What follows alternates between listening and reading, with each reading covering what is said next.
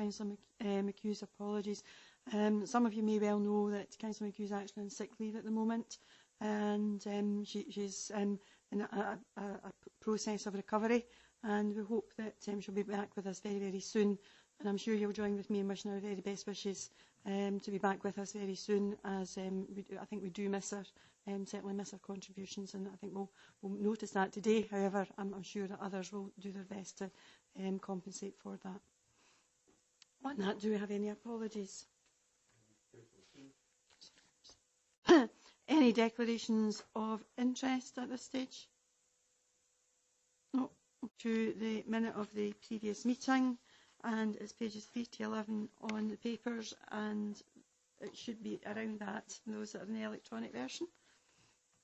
Is there anything within the minute that require any feedback, or can we be happy to accept? Okay, thank you. Okay, the next item is item 5, is the rolling action log. There's a number of items on that, all due to come to future meetings, unless there's anything that anybody wishes further detail on at this stage. No, thank you. And the first item is the membership of the Children and Young People's Education, Children and Young People's Executive. First of all, we at Council agreed the change of the name to be more reflective of the work that the committee actually does. But we also want to reflect that we have had an appointment of Evelyn Crosby, and welcome Evelyn, as a church rep from Scotland, Church Scotland. Excuse me, I seem to have a frog that's joined us this morning. We also had put forward a proposal at Council to increase the membership of the committee and include a care experienced young person to join the executive, as there's aspects of their future that we sit around here and decide, and we want to ensure that they have the same life chances as everybody else. We've done a number of pieces of work around co-production with our young people, and see the benefits to having those and allowing them to actually be part of the information and decision-making process. So that is the first paper before us, is around the name change and recognising our church reps, and to include a new category of membership for a care experienced young person, and obviously to look at how they, as well as our other young people, can be more involved within the committee. I'm open it up for members' comment or question. Happy to second if it's a motion you're moving. I think that the changes are certainly constructive and positive. So, formally second. Okay, anybody else? Councillor Colley. I'd just like to note I was very pleased at Council that the full Council supported the name change to make it more descriptive, I think, but also that the involvement of a care experienced young person, because I think we talk quite a lot, and I've mentioned quite a lot about the Champions Board and how involved they are in a number of pieces of work, and I think it's absolutely right that they're represented here in the main decision and discussion committee around services that affect them. Thank you. Anyone else? Could I ask a question about voting rights? Quite correctly, it should be confined to education matters, but I noticed the item on community halls is identified as part of the education portfolio, which it is in terms of finance, but is it educational? Okay, Mr. Moody. We could have the situation where you have the religious reps voting on public toilets, which I don't think was the intention of the legislation. I don't think, convener, they would be voting on public toilets, and the reason the community halls are included is they are generally managed under the community learning and development function, which is a recognised statutory aspect of the education authority's role, and that's the reason they've made it onto that part of the agenda. Just I recall an occasion some years ago when it was the Education and Leisure Committee, and there was a vote which was won by the vote of the religious representative and cost us about £500,000, I think. I'm not familiar with that particular example. It's certainly true to say that there were religious representatives on that particular committee, and I think in distinction with that committee, this committee has divided its agenda into two parts to try and draw the distinction between the role of the Education Authority and the other capacities of the Council. But I think in particularly in relation to community education matters, that is a recognised statutory role for the Education Authority. It's maybe there's a question of fact as to whether community halls should fall under the community education remit, but as a matter of fact within this authority they are managed within that function. The religious reps can of course decline to vote if they feel that way inclined, presumably. That's always And open. yeah, indeed, if we come to a vote on any matter. Okay, on that, are we content to accept the report? Okay, thank you. Item 6 is the Early Learning and Childcare 2020 expansion update. It's a regular report that we have demonstrating the progress. Gary, you want to take Thanks us very much, through it? Convener. Purpose of today's report is outlined in section 1.1. Usually it provides a further update on the expansion plans for the Council, and it also gives further details and more information regarding some of the wider expansion plans and the work that's ongoing within the teams that are responsible for early years expansion. 4 recommendations before the Executive today are outlined in section 2.1.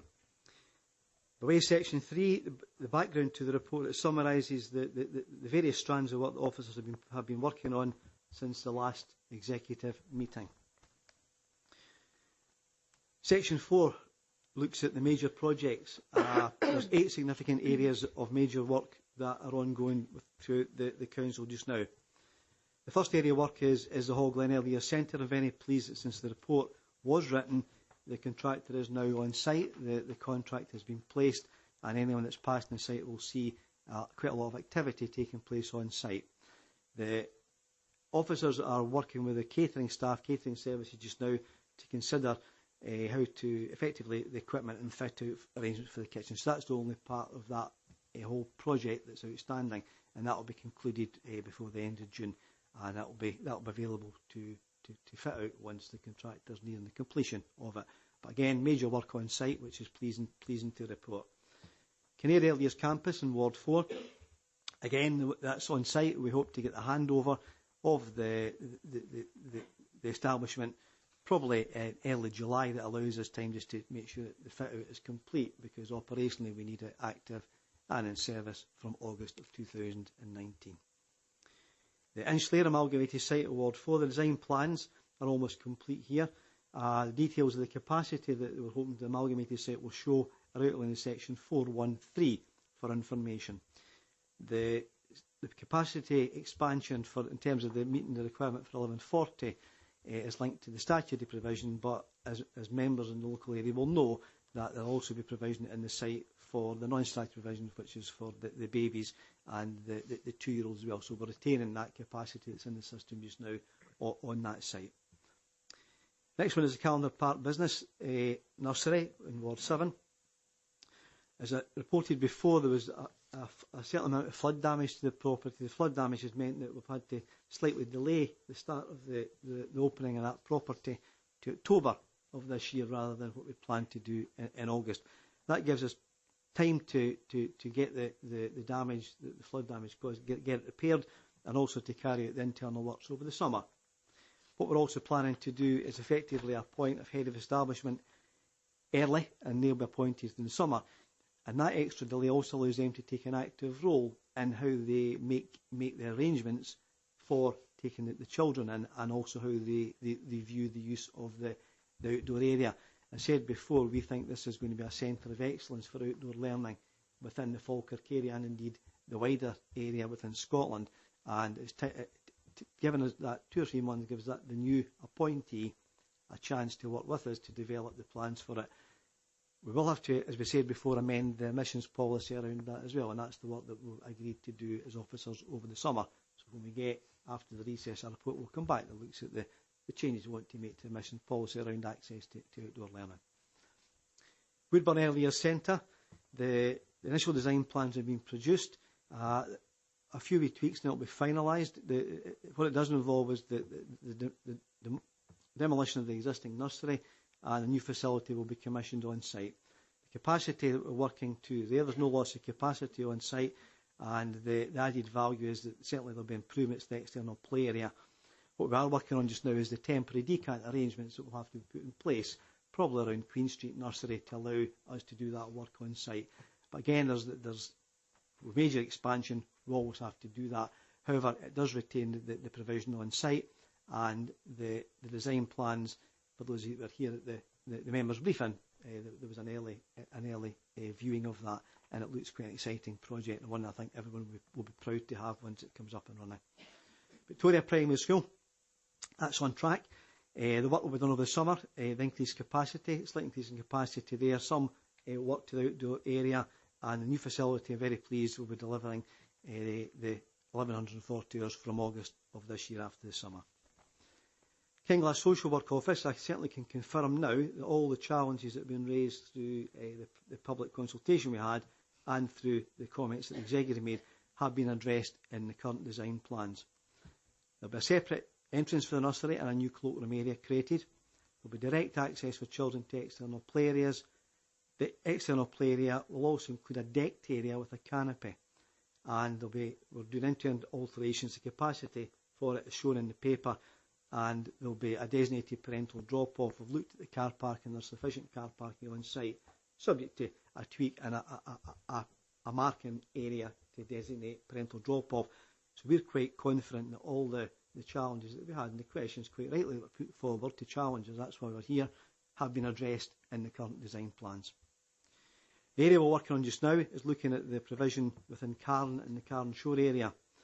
We're working with both head teachers just now to consider how we can extend both the current primary schools in that area to deliver 1,140 hours. Some of the challenges that we do have on site, for example, is just the transportation of meals from a kitchen at one end of the school to the nursery, which may be at the far end of the school, going through steps, stairs, undulating areas, grassed areas, tarmacked areas. So that's some of the challenges that we're dealing with the catering services now. But again, like any major project, that's some of the things that we'll tackle head on, and we'll find a suitable solution, and we'll be reporting back successfully on that later on in the year. Section 4.2, as promised, and subject to member request, in Appendix 1 gives you an update of our progress plans to date on a ward-by-ward basis. Eagle-eyed members will probably note there's 2 changes since we last planned it, and again, I don't make any excuse for it. These things change almost daily as we're going through such a major project.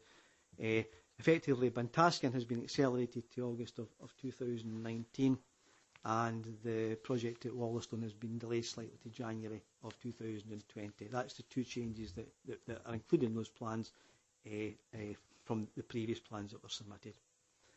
Section 4.3 turns now to our support from our private provider nurseries.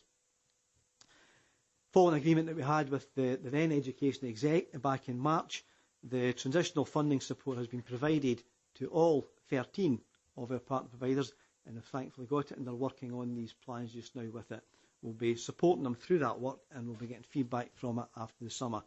A very successful and positive meeting was held with partner providers on the 9th of May, and they were grateful for the transitional support, and they're working with us to go through the expansion plans. They remain a very integral part of it, and we're also looking at the wider association with the Regional Improvement Collaborative to make sure that what we're doing is in tandem with our Regional Improvement Collaborative authorities as well.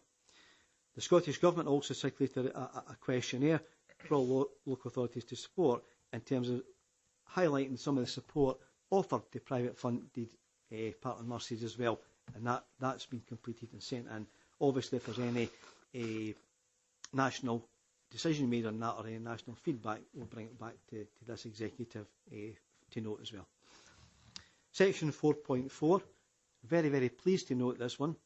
This is a proposal that, following, if you remember the presentation we have on the Marvellous Mealtimes in Falkirk project, well, I think thrown arms and legs is an understatement. It's been widely recognised as trailblazing nationally, and indeed COSLA and the Scottish Government have recognised it as an area of good and outstanding practice, so much so that it will feature prominently in a circulation that the Scottish Government are doing around good practice in local authorities.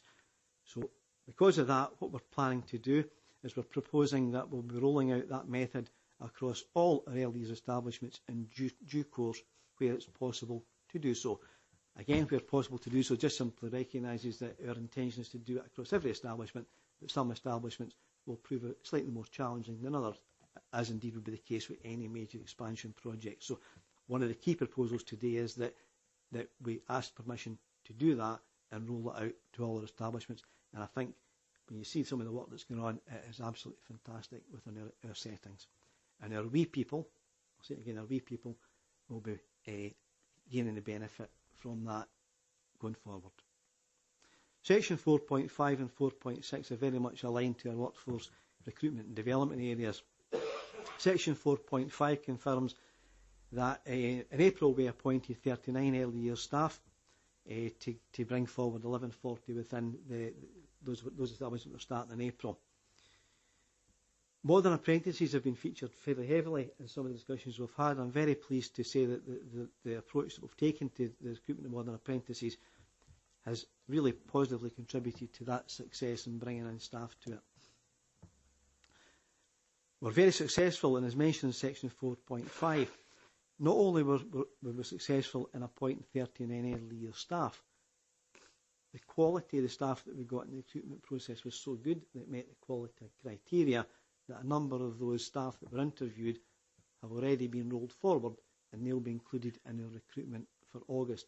So some of the challenges that maybe some other authorities have had in terms of is the quality of the workforce out there, the experience that Falkirk has today, I'm very pleased to say that Falkirk has been very successful in recruiting quality staff, and that will remain.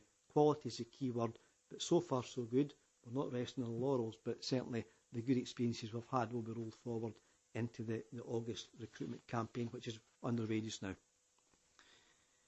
In addition, just some of the things that we have been doing is that in terms of to support the Council's business plan, this is important as the Council goes through the transformational change, that we've already agreed with trade unions that where staff are wanting to transfer from one establishment to another, where staff are maybe being redeployed, we are worked successfully with all our corporate colleagues to try to enable that. The expansion to 1140 does give some staff, for example, that are working term time the chance to work more hours, and some staff that are wanting to work term time that are currently working more hours, the chance to reduce it. Having that dialogue with staff, I think is important. Staff can also get the choice to move nearer home to have a better work-life balance. So there's a lot of positive work going on behind the scenes, and not just within Children's Services, we're working with corporate colleagues to make sure that those staff are supported if they want to change their contracts, and we're working really successfully with all colleagues to achieve that. 4.6 just summarises that, again, the staged progression in terms of the progression we've got for all our staff at different grades, early years assistants. We've got 20, in addition to the 22 posts already appointed at phase 1, we've recruited another 10. So 32 staff are in the system now. They've all undergone that there's sufficient training. The training courses are mentioned there. What's important to note here is that the staff that are coming in at this level, we're bringing in staff from all age groups, wide backgrounds, and our aim to create a diversity of workforce that gives a quality of experience to our wee people, our young people, is there.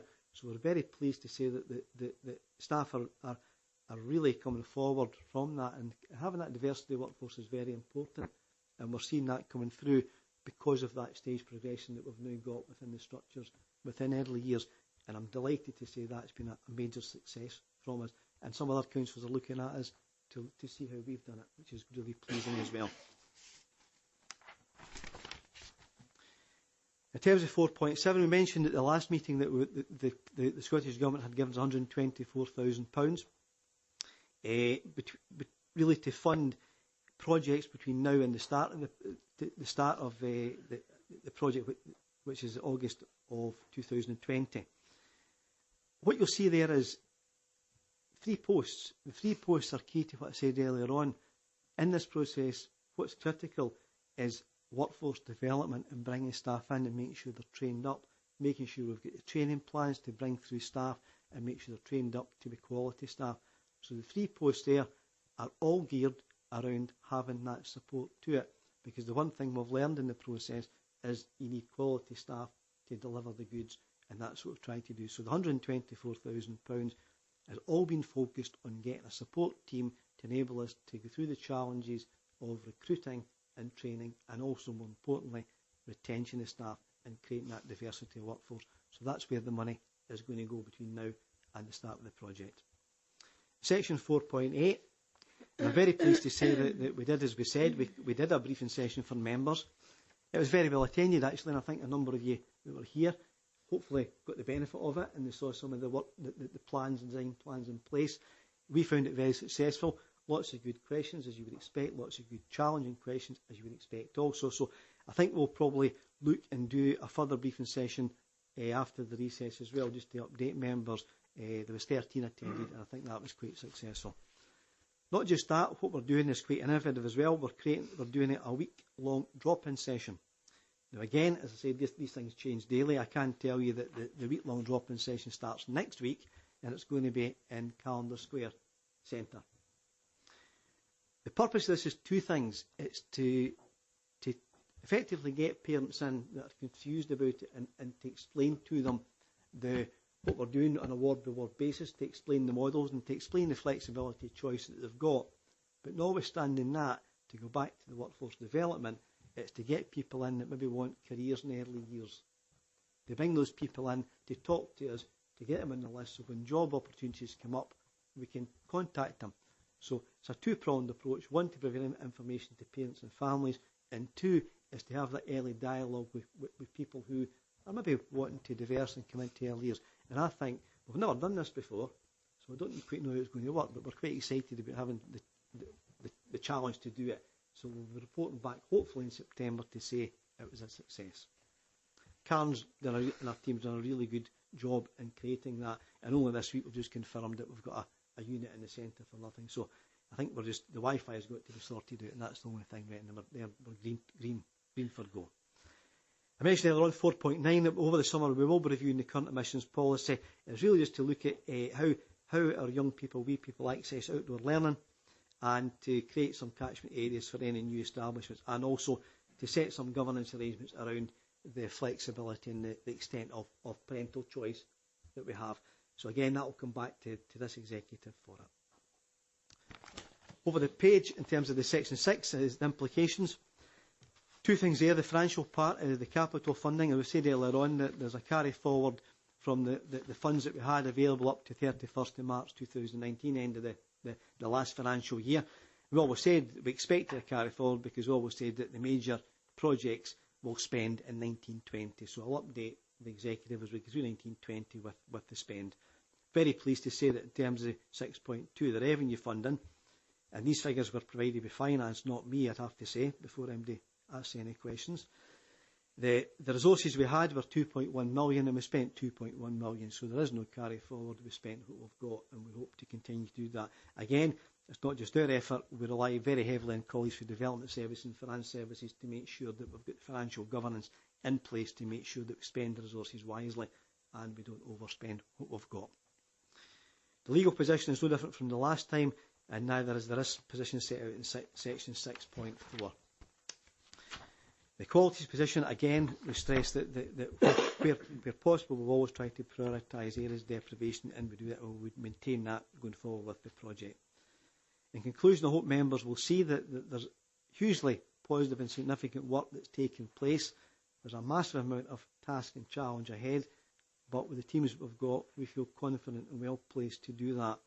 But the report before members and the executive today demonstrates that we've certainly moved very fastly forward in a positive way with the project.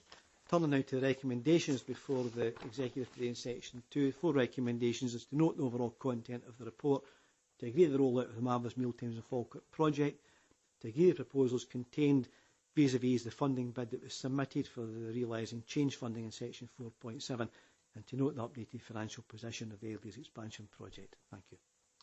Thank you. Thank you, Gary, for that.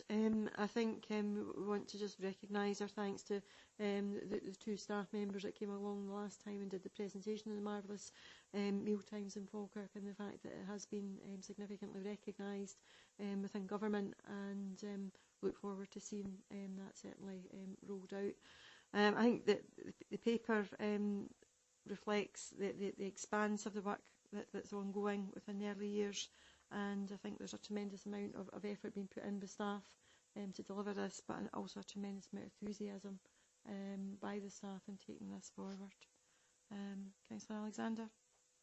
Yes, thank Gary for his detailed contribution this morning. He's really left us with very little to cover.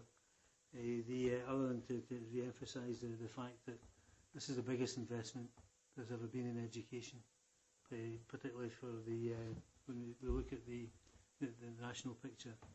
The local picture is very, very healthy indeed, and I think we all had slight concerns whenever the policy was announced, for the scale of the development that would be required in order to implement that particular policy, to implement the extension of the young people's education. I think there's a fair concern as well with regards to the issue of whether there would be adequate funding from central government, and I'm pleased that that seems to be the case, and that the commitments have been made, the commitments have been honoured on both sides, both local and national. So that's something that's positive, because when we have local government working hand in hand with national government, then we have the greater opportunity to improve the services, and to improve not only the services themselves, but improve the life chances of the youngsters involved. So I think that the report is very much a positive report. Look forward to receiving further reports, and I would hope that we haven't pushed the problem areas to the back. I don't think we have. I think it has been a very, very professional approach by our officers, and I'd like to thank, on behalf of Adana in particular, the work that has been undertaken in conjunction with Adana, and with the officers as well. It's been a fantastic experience for the local authority as a whole, but for obviously those involved in education in particular. Still got a way to go, and we'll obviously continue to monitor it, and we'll continue to encourage the parents in particular to become engaged. All the feedback has been excellent to date with regards to that engagement process. Sometimes we've let ourselves down in engagement with parents, but certainly not in this case. The engagement level has been first class, and the response in return from the parents has been excellent. I don't recall any problems whatsoever. Sure, there have been problems, there always are, but the manner in which they've been tackled is an important area, and also minimising these problems in the first instance. So with that, I'd formally move the recommendations contained within. And then winding up, the convener, the frog's moving about a bit. And winding up, convener, can I just say a special thanks to staff involved with the Marvellous Mealtimes initiative. It's true that it has been drawing the attention of our peers in other authority areas, and also organisations such as COSLA and the Scottish Government. So again, excellent report, excellent proposal, and something that we need to do as a community, as a society. So we look forward to the rollout to all schools in that particular programme. So with that, convener, we are formally move the recommendations contained in 2.1 and we commend, as I say, those involved in this exercise for the work they've undertaken over the last couple of years in particular. Thank you. Councillor Murtagh.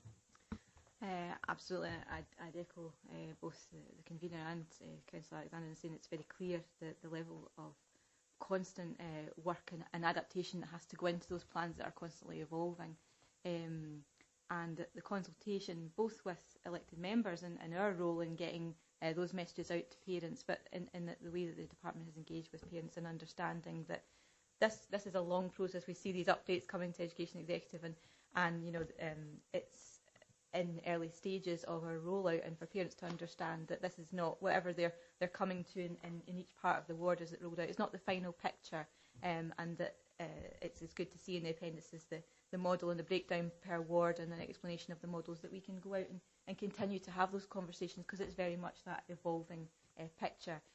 But the progress is extremely positive. I think we were all, when we had those briefings, I was able to come along very interested to see not only the plans. Obviously I was particularly interested in those in my own ward, but those, in other words, of Inchlear and of course Kinnaird is in that advanced construction phase. But to see the way that officers are engaging with those who will be using the centre and those who are within already, and understanding what's needed and how that design process is evolving, and that's really great to see. That exercise being undertaken, and there's a lot of detail in the report, as Councillor Alexander said. I think as a parent, we all know there's many emotions that you go through when you put your child into early years care. Some of them are quite joyful and elation when you hand them over at the door, to be perfectly honest, and they're not here, so I can say that quite freely. But there's those anxieties that you have, and that these are your most precious, they're not possessions, but anything to you, they're the most precious things that you're ever going to have.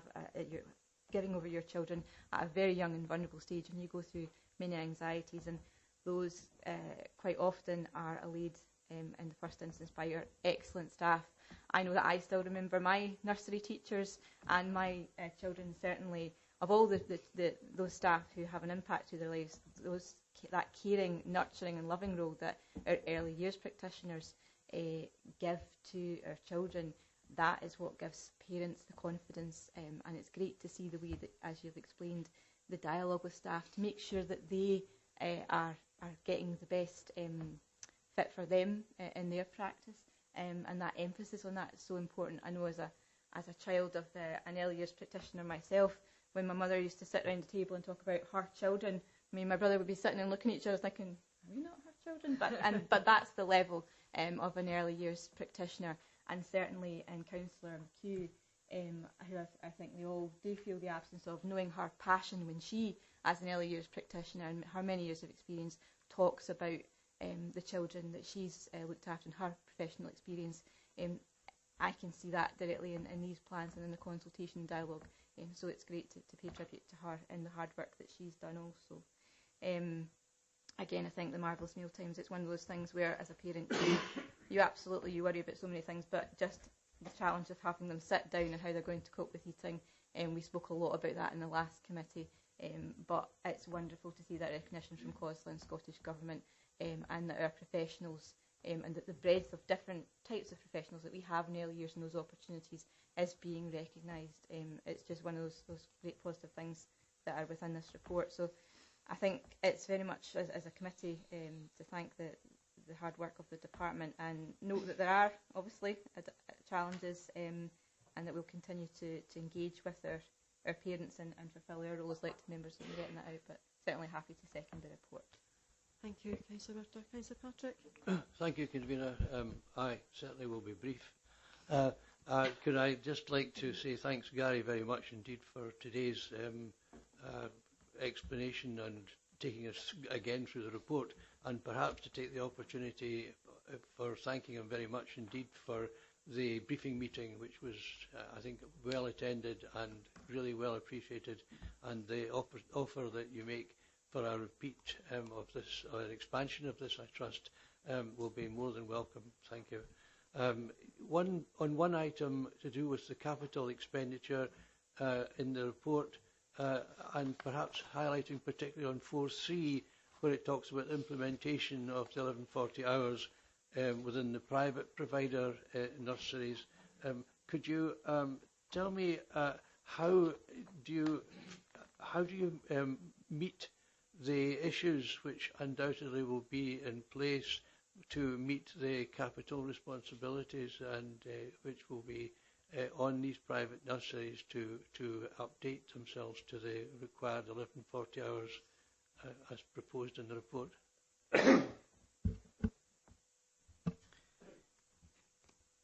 Councillor Patrick, it's actually a very good question, and one that we don't know the answer to yet, because the whole point of giving the private nurseries the £5,000 each was for them to go away and to look at some of the transition.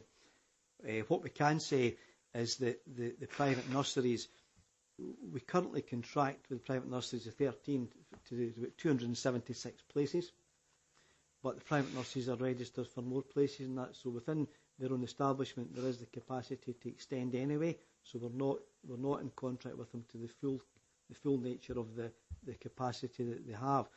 So we think some of the challenges the private nurses will have is really just around the ergonomics, the design of how they roll out the meal times as well. But again, that's some of the things that we'll be hoping to pick up with the private nurseries over the course of the summer, and we'll be reporting back hopefully in September to this executive with some further updates on some of the questions that you've asked.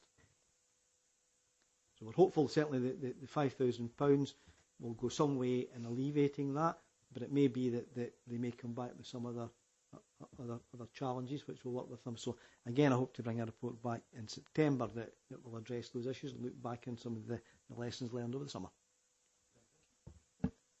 Councillor Cawley. I'll be very brief. I wanted to give a little bit of feedback in Nethermains, which is in my ward. I've done one of my surgeries there, and I was getting some really good feedback. They were one of the early 1140 hours. Some feedback on feedback from parents who were looking at now getting into further education and employment, and actually that this has been a real enabler for them. And I just wanted to say that because I think we've talked a lot about what the service delivers for children, which is absolutely fantastic. But you know, there's a bit alongside that and what it's delivering for parents as well. Okay, thank you, Councillor Crawley. Councillor Neville. Thanks, Convener. Can I just start off by adding my thanks to Gary for the report. It's a very detailed report, and I think it's worthwhile as well. Obviously, this is ring-fenced money, so we can't use it for anything else apart from this project and for the overall overarching project as well. Just in relation to the marvellous meal times, how much is this going to cost us?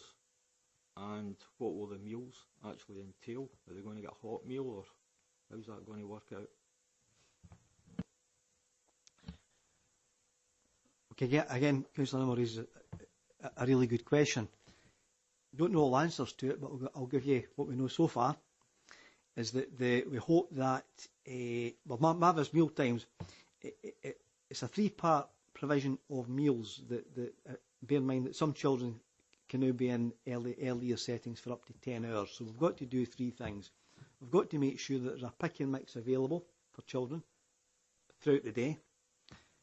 There's also got to be a snack provision for children that need a snack that might be out with the pick and mix. It's a bit more substantial. And we've also got to provide a hot meal during the lunchtime period. So the Marvellous Meal Times looks at, it's almost like a triangulation of all those three to say that over the day there'll be various options and choices available. And that's that's the challenge we have. We're working with our catering colleagues and indeed the pedagogues that come along to present the Marvellous Meal Times to look at how we can do that. So we've not got it all right so far, but some of the trials that we have are working really well. So what we hope to do, I think as Councillor Patrick said, that one of the key things that we'll be doing in the next member briefing is talking members through how we hope that will work.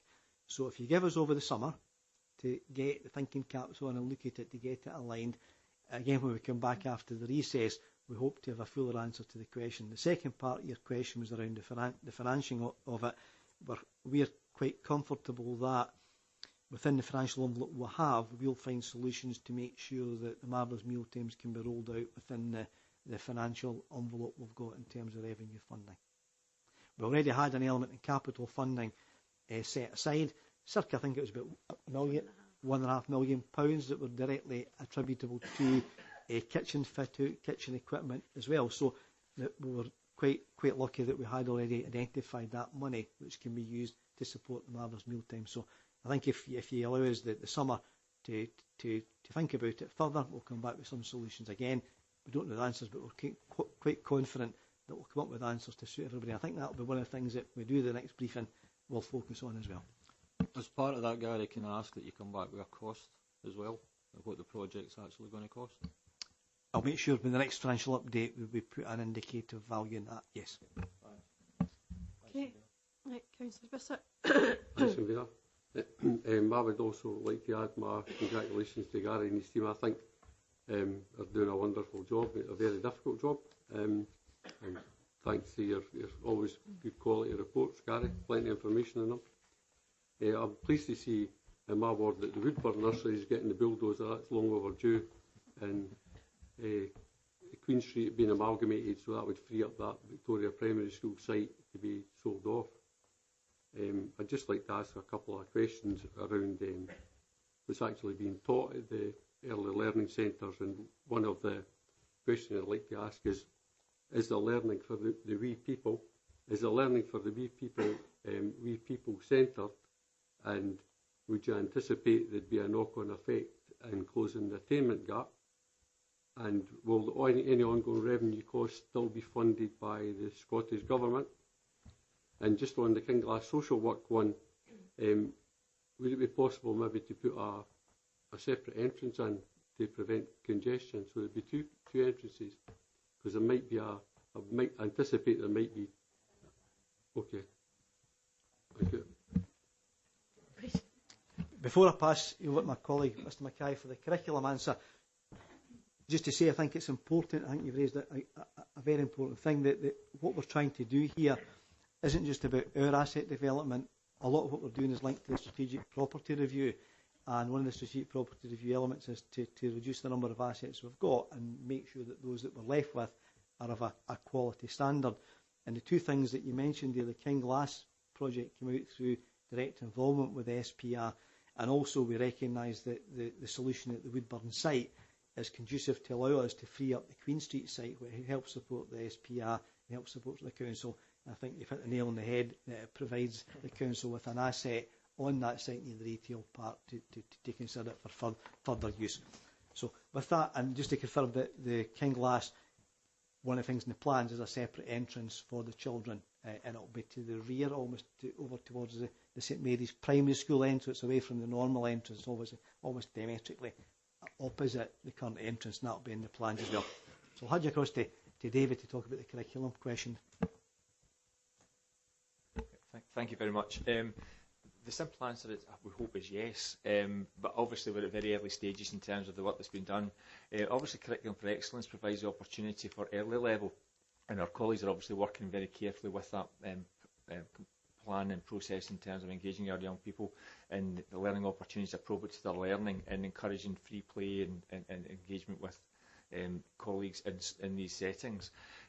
Within Falkirk we're also rolling out Play is the Way, and again that's been heralded as a very proactive, positive piece of work that our colleagues are engaging in. What might be useful for members is if we maybe feature as part of the next briefing after summer to include an element of the curricular elements of it as we're getting closer to obviously 2020 and the rollout. We're obviously talking about the infrastructure and the revenue and resources that we're putting into these establishments, but as part of that we're also looking at the quality learning experiences that we're looking to develop there. So it'd probably be worthwhile if members were agreeable to explain that in more detail and greater depth through that members' briefing. We also have 10 establishments currently taking part with the Scottish Government and NHS in an early learning survey to assess the progress and impact and attainment with the rollout of 1140 hours, and obviously that we'll be monitoring that very, very closely, and we'll be quite happy to bring a report back to members once we have the details from that particular piece of work. Okay, Robert.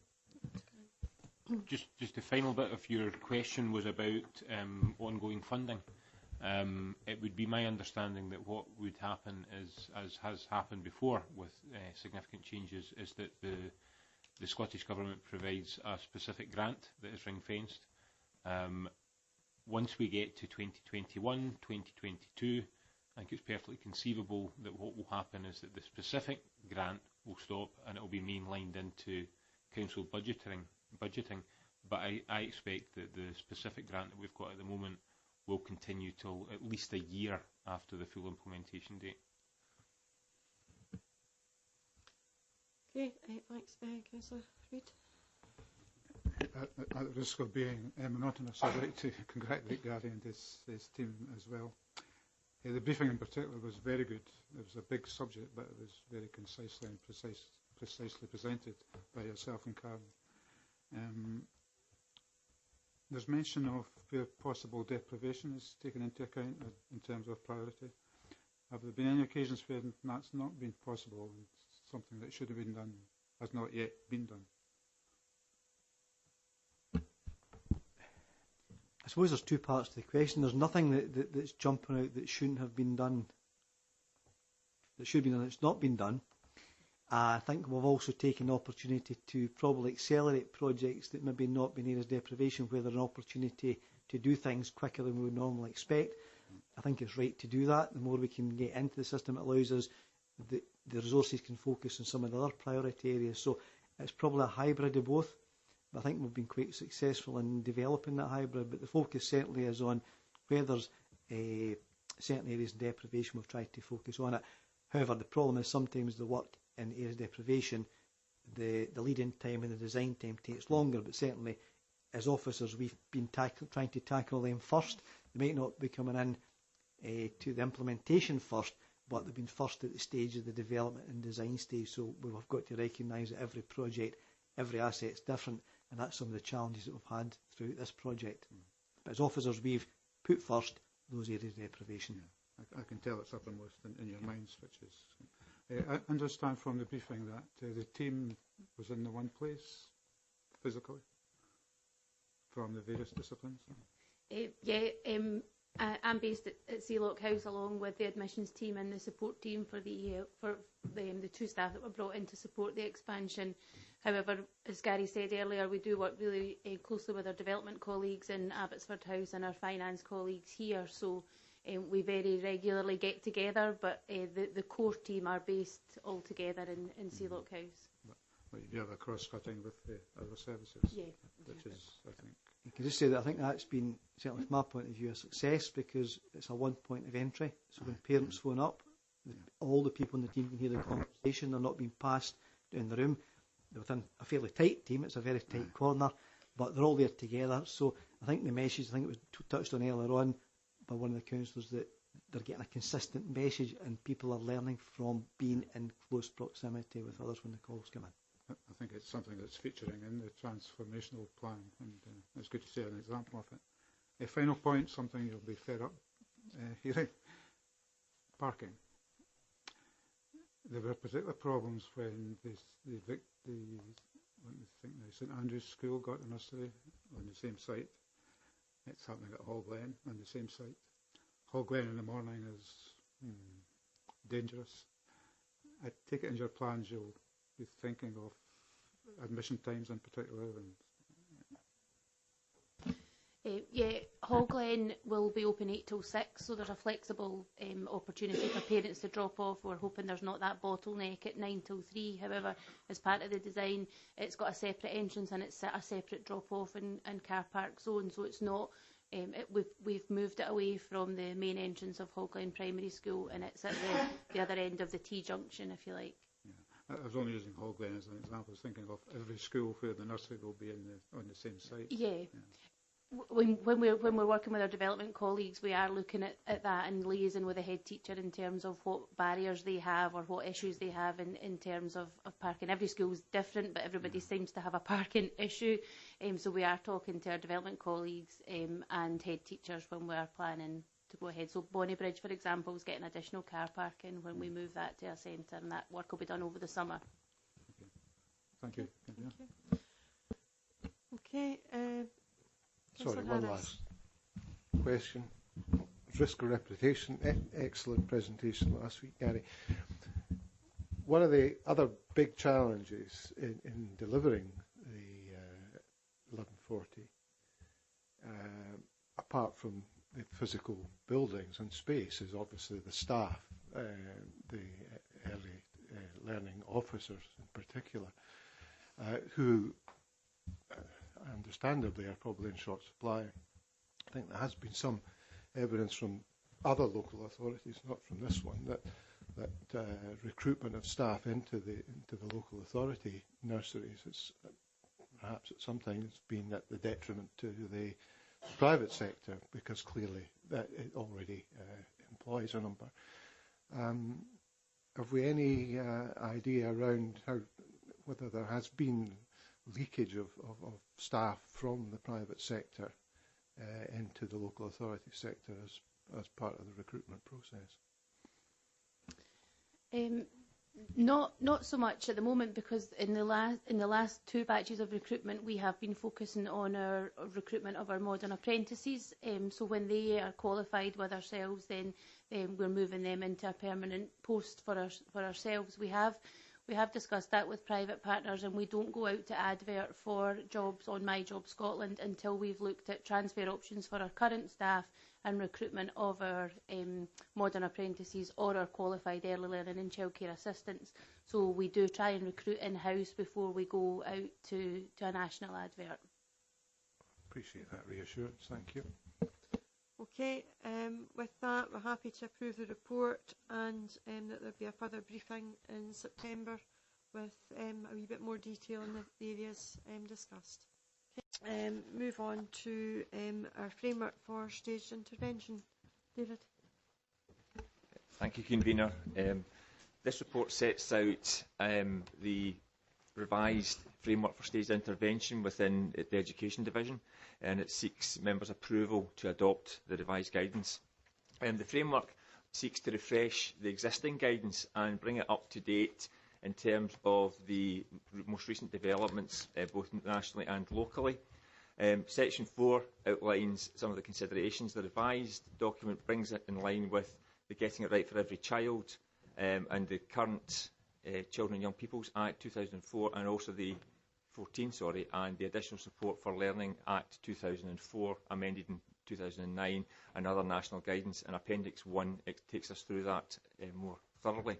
The framework itself provides a clear outline of the processes that we are looking to adopt within education to firstly assess and identify additional support needs within our educational establishments, working very, very closely in partnership with the children and young people, their parents, families and carers throughout that process, and really allows us to discharge our duty to address the additional support needs for these children and young people and address the two main pieces of legislation in 4.1.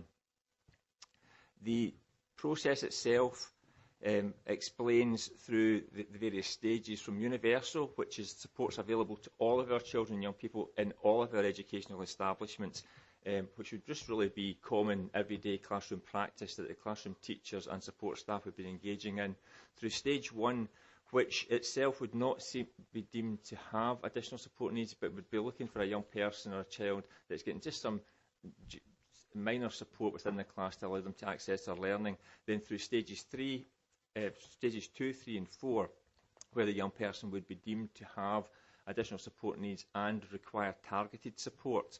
The document goes into some detail in terms of actually the range of possible assessments and possible strategies. Now, both of these are not exhaustive, and they will actually be further expanded on through consultation with the child, young person and their families and other professionals as we develop the rollout of this particular framework.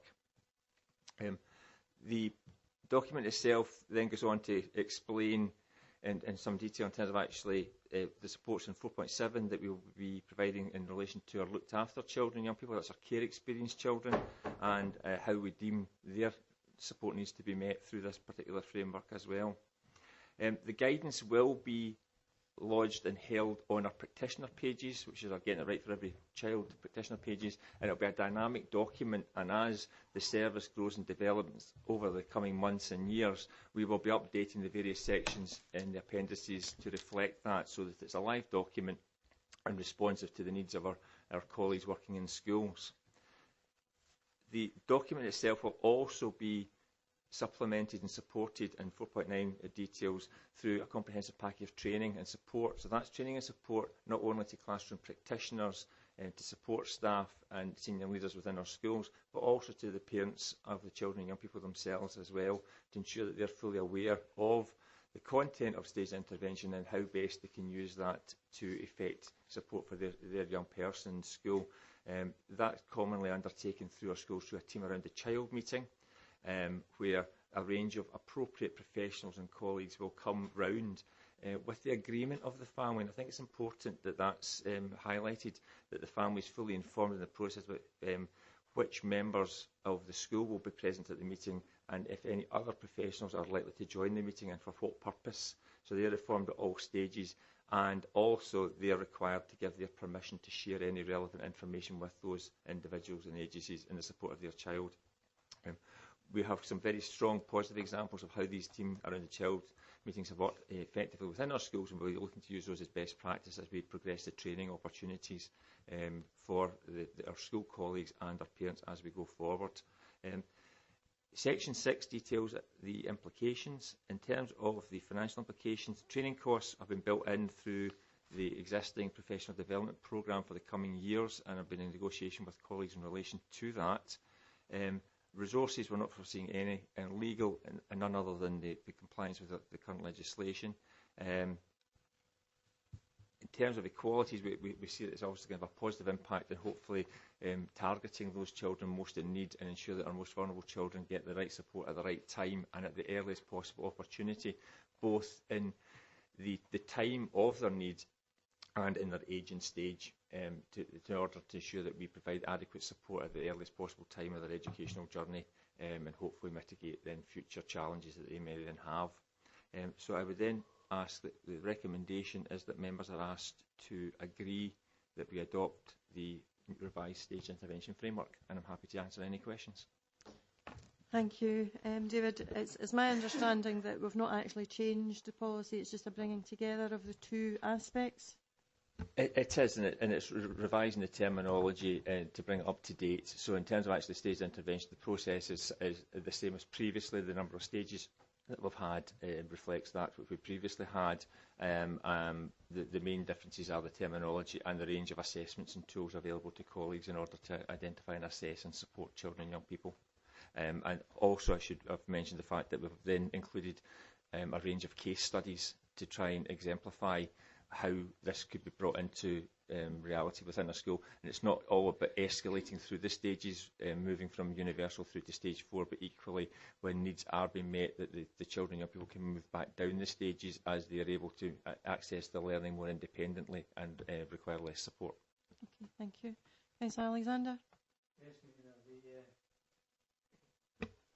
the issue of the existing policy and how this feeds into that particular policy is one thing, and as we see policies develop, we see practices develop alongside them, and it's important that we get good practice with this particular client group.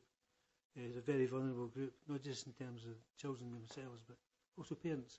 I was particularly glad to hear David talk about the engagement with parents.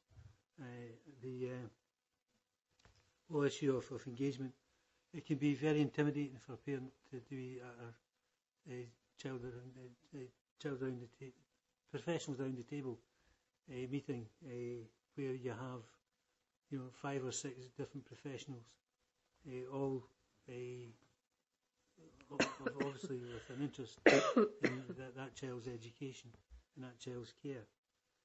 as we develop our understanding of conditions, particularly mental health conditions, the need for that flexibility becomes self-evident, and I'm pleased to see that that flexibility is coming into the implementation and practice in this policy.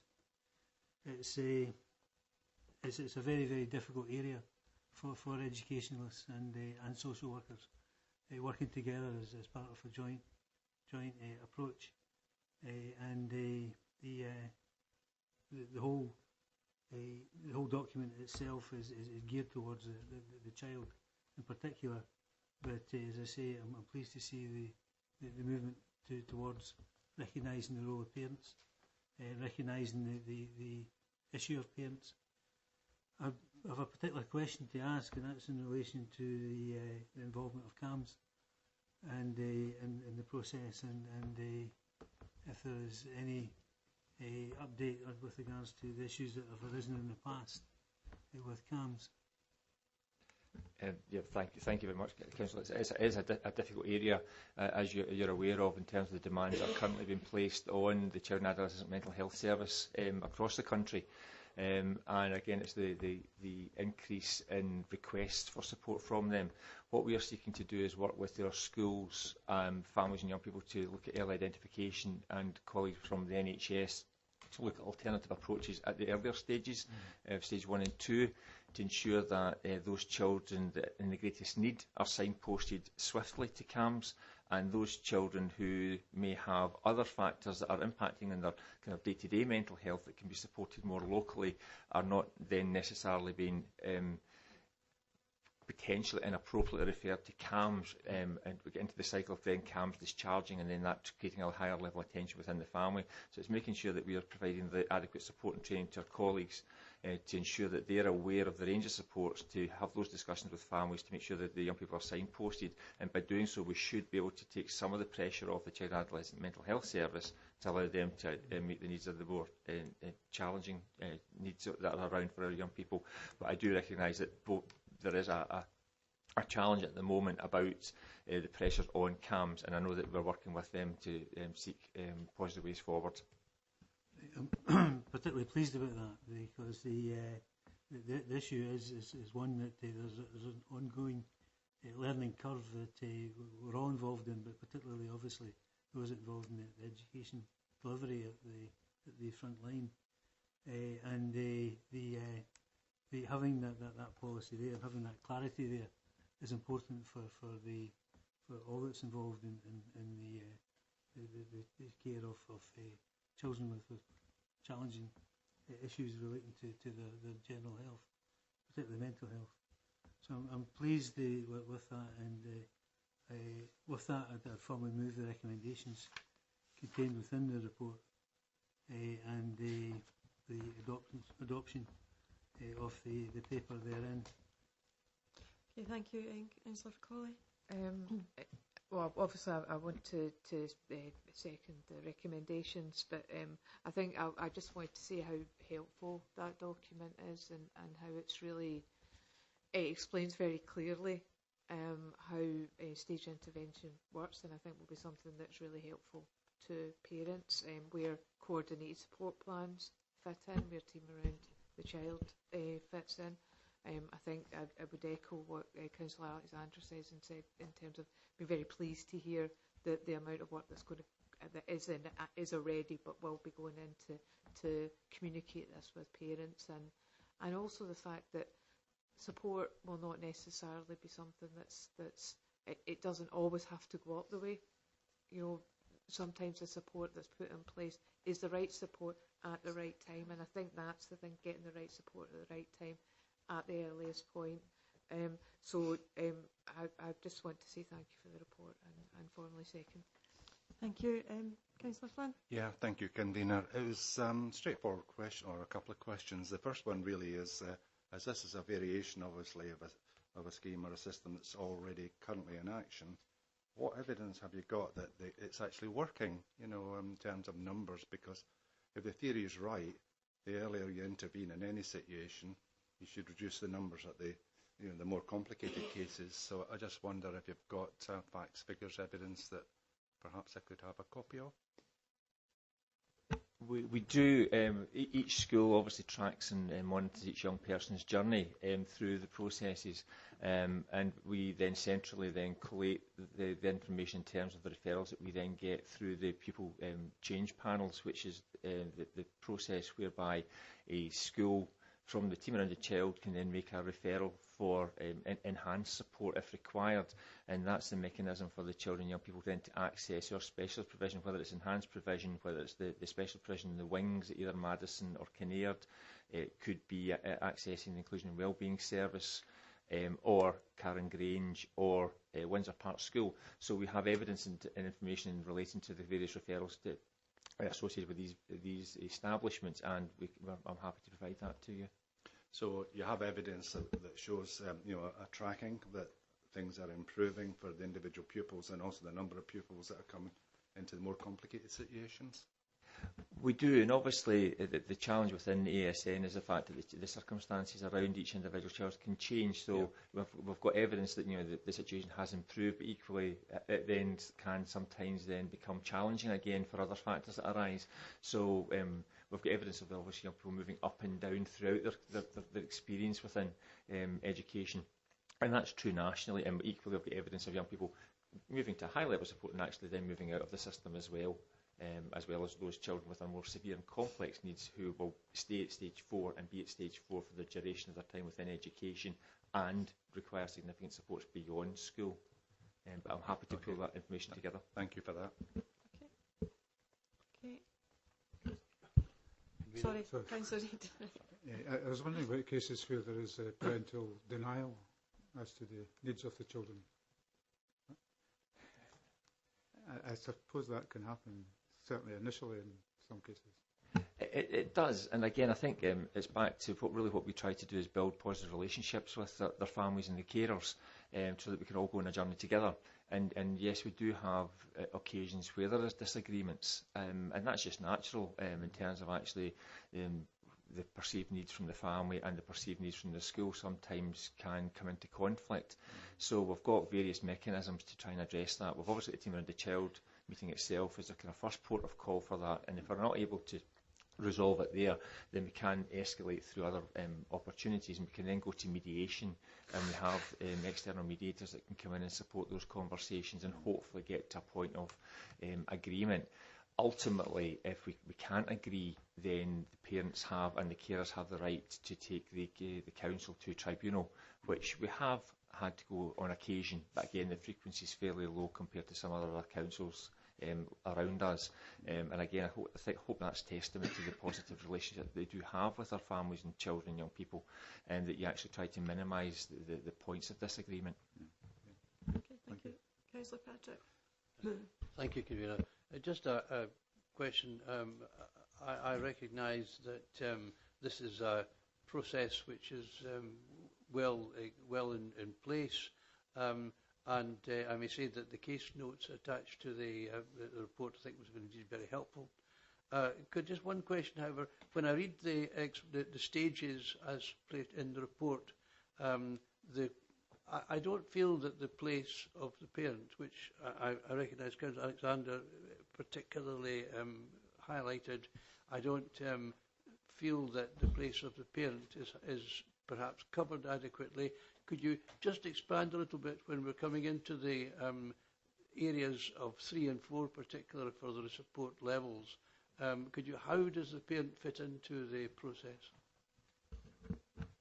It's actually throughout the whole process we would be looking for ongoing, continual dialogue with the family, so that as we're escalating through the stages, at every point in the journey, there would be rigorous and robust conversations had through the team around the child meeting at one point, but actually the school would be having ongoing dialogue in between those meetings with the families as well, to ensure that we're adequately informed and that their wishes, desires, expectations and ambitions for their child and young person are fully taken into account, and that their views on moving through the process is understood first and foremost from their point of view, and actually they understand why we're moving through to a higher level of need, and also to reassure them the purpose of that in terms of actually accessing additional and further resources for that young person to ensure that they adequately engage with education.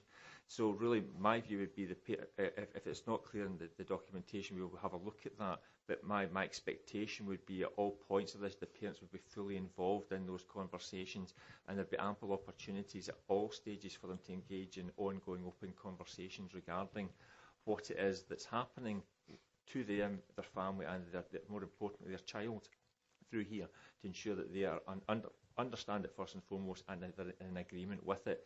And I've said in the previous answer, in terms of if they're unhappy at any point, they feel that we're not listening, there are formal routes that they can actually challenge. But my aspiration would be that we don't necessarily get to that point, because people feel comfortable with what we're saying, understand that their views are being taken into consideration and listened to, and actually the supports that are being suggested are implemented are appropriate to the needs of that young person.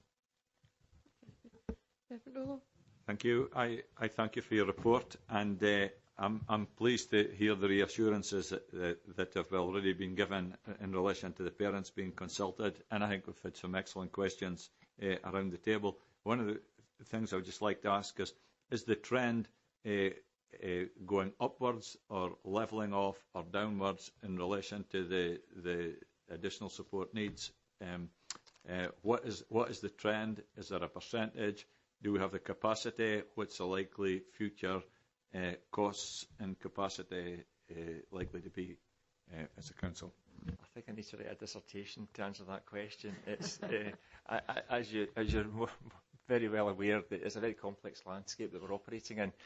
We've got data that basically says yes to all of those. We've got some additional support needs would appear to be increasing in frequency, particularly around autism and autistic spectrum disorder and communication needs. And that's also been reflected by previous papers that were brought to this executive in terms of seeking permission to grow that particular area. There's other additional support needs that we have got data that says that those particular needs have been plateauing and tailing off, in some cases decreasing. We are seeing an increase, as I said, about ESD. We are seeing an increase in children and young people with significant complex medical conditions in our schools. We are also seeing an increase in children and young people with challenges that are arising from the difficulties they're facing at home, manifesting itself in their kind of presentation and behaviour within schools, whereas other areas we've got a decrease. So it's a fairly complex and continually moving landscape that we're trying to operate within. I think within Falkirk we are very well resourced in terms of the provisions that we've got, the level of opportunities to provide additional support within our schools. Compared to the national average, I think currently we're sitting about 7% above the national average in terms of actually the resources that we've got available within Falkirk Council. And what we're doing is we're obviously about to embark on a review to see actually is it fit for purpose? Are we appropriately aligned to the current needs within our communities? And are we using the existing resources to the best possible benefit to the children and young people and their families at present? So that's an ongoing piece of work, and we'll obviously be reporting back to committee in due course on that as it unfolds. But it is very complicated, and I think there's no simple answer to that question. In terms of the finance, that's always a challenge. I think we offer a very high quality of service within Falkirk Council, and I think we are spending a significant amount of money on that at present. And again, that's obviously something that we're going to have a close look at to make sure that we're doing that as effectively as we possibly can. Okay. Councillor Nimmo. Thanks, Convener. Just a quick question, David. Just on the back of what you've said there, has there been an increase in the looked after children in secure accommodation? That's an easy one. No, we've not. And again, that's always a challenging one, because again, children and young people moving into secure is down to a decision that's made external to ourselves. So again, it's very much dependent on what's happening in our communities, and it could just take one critical incident, one young person making a very poor choice, and they can escalate into that overnight without us knowing about it. It happens very, very rarely. But actually the frequency of young people in going to school has not been as high as it has been previously. The only reason I was asking that question, Convener, was obviously because of the cost involved. If there's been a significant increase, then obviously there's a budget implication there. Absolutely. Okay, Evelyn.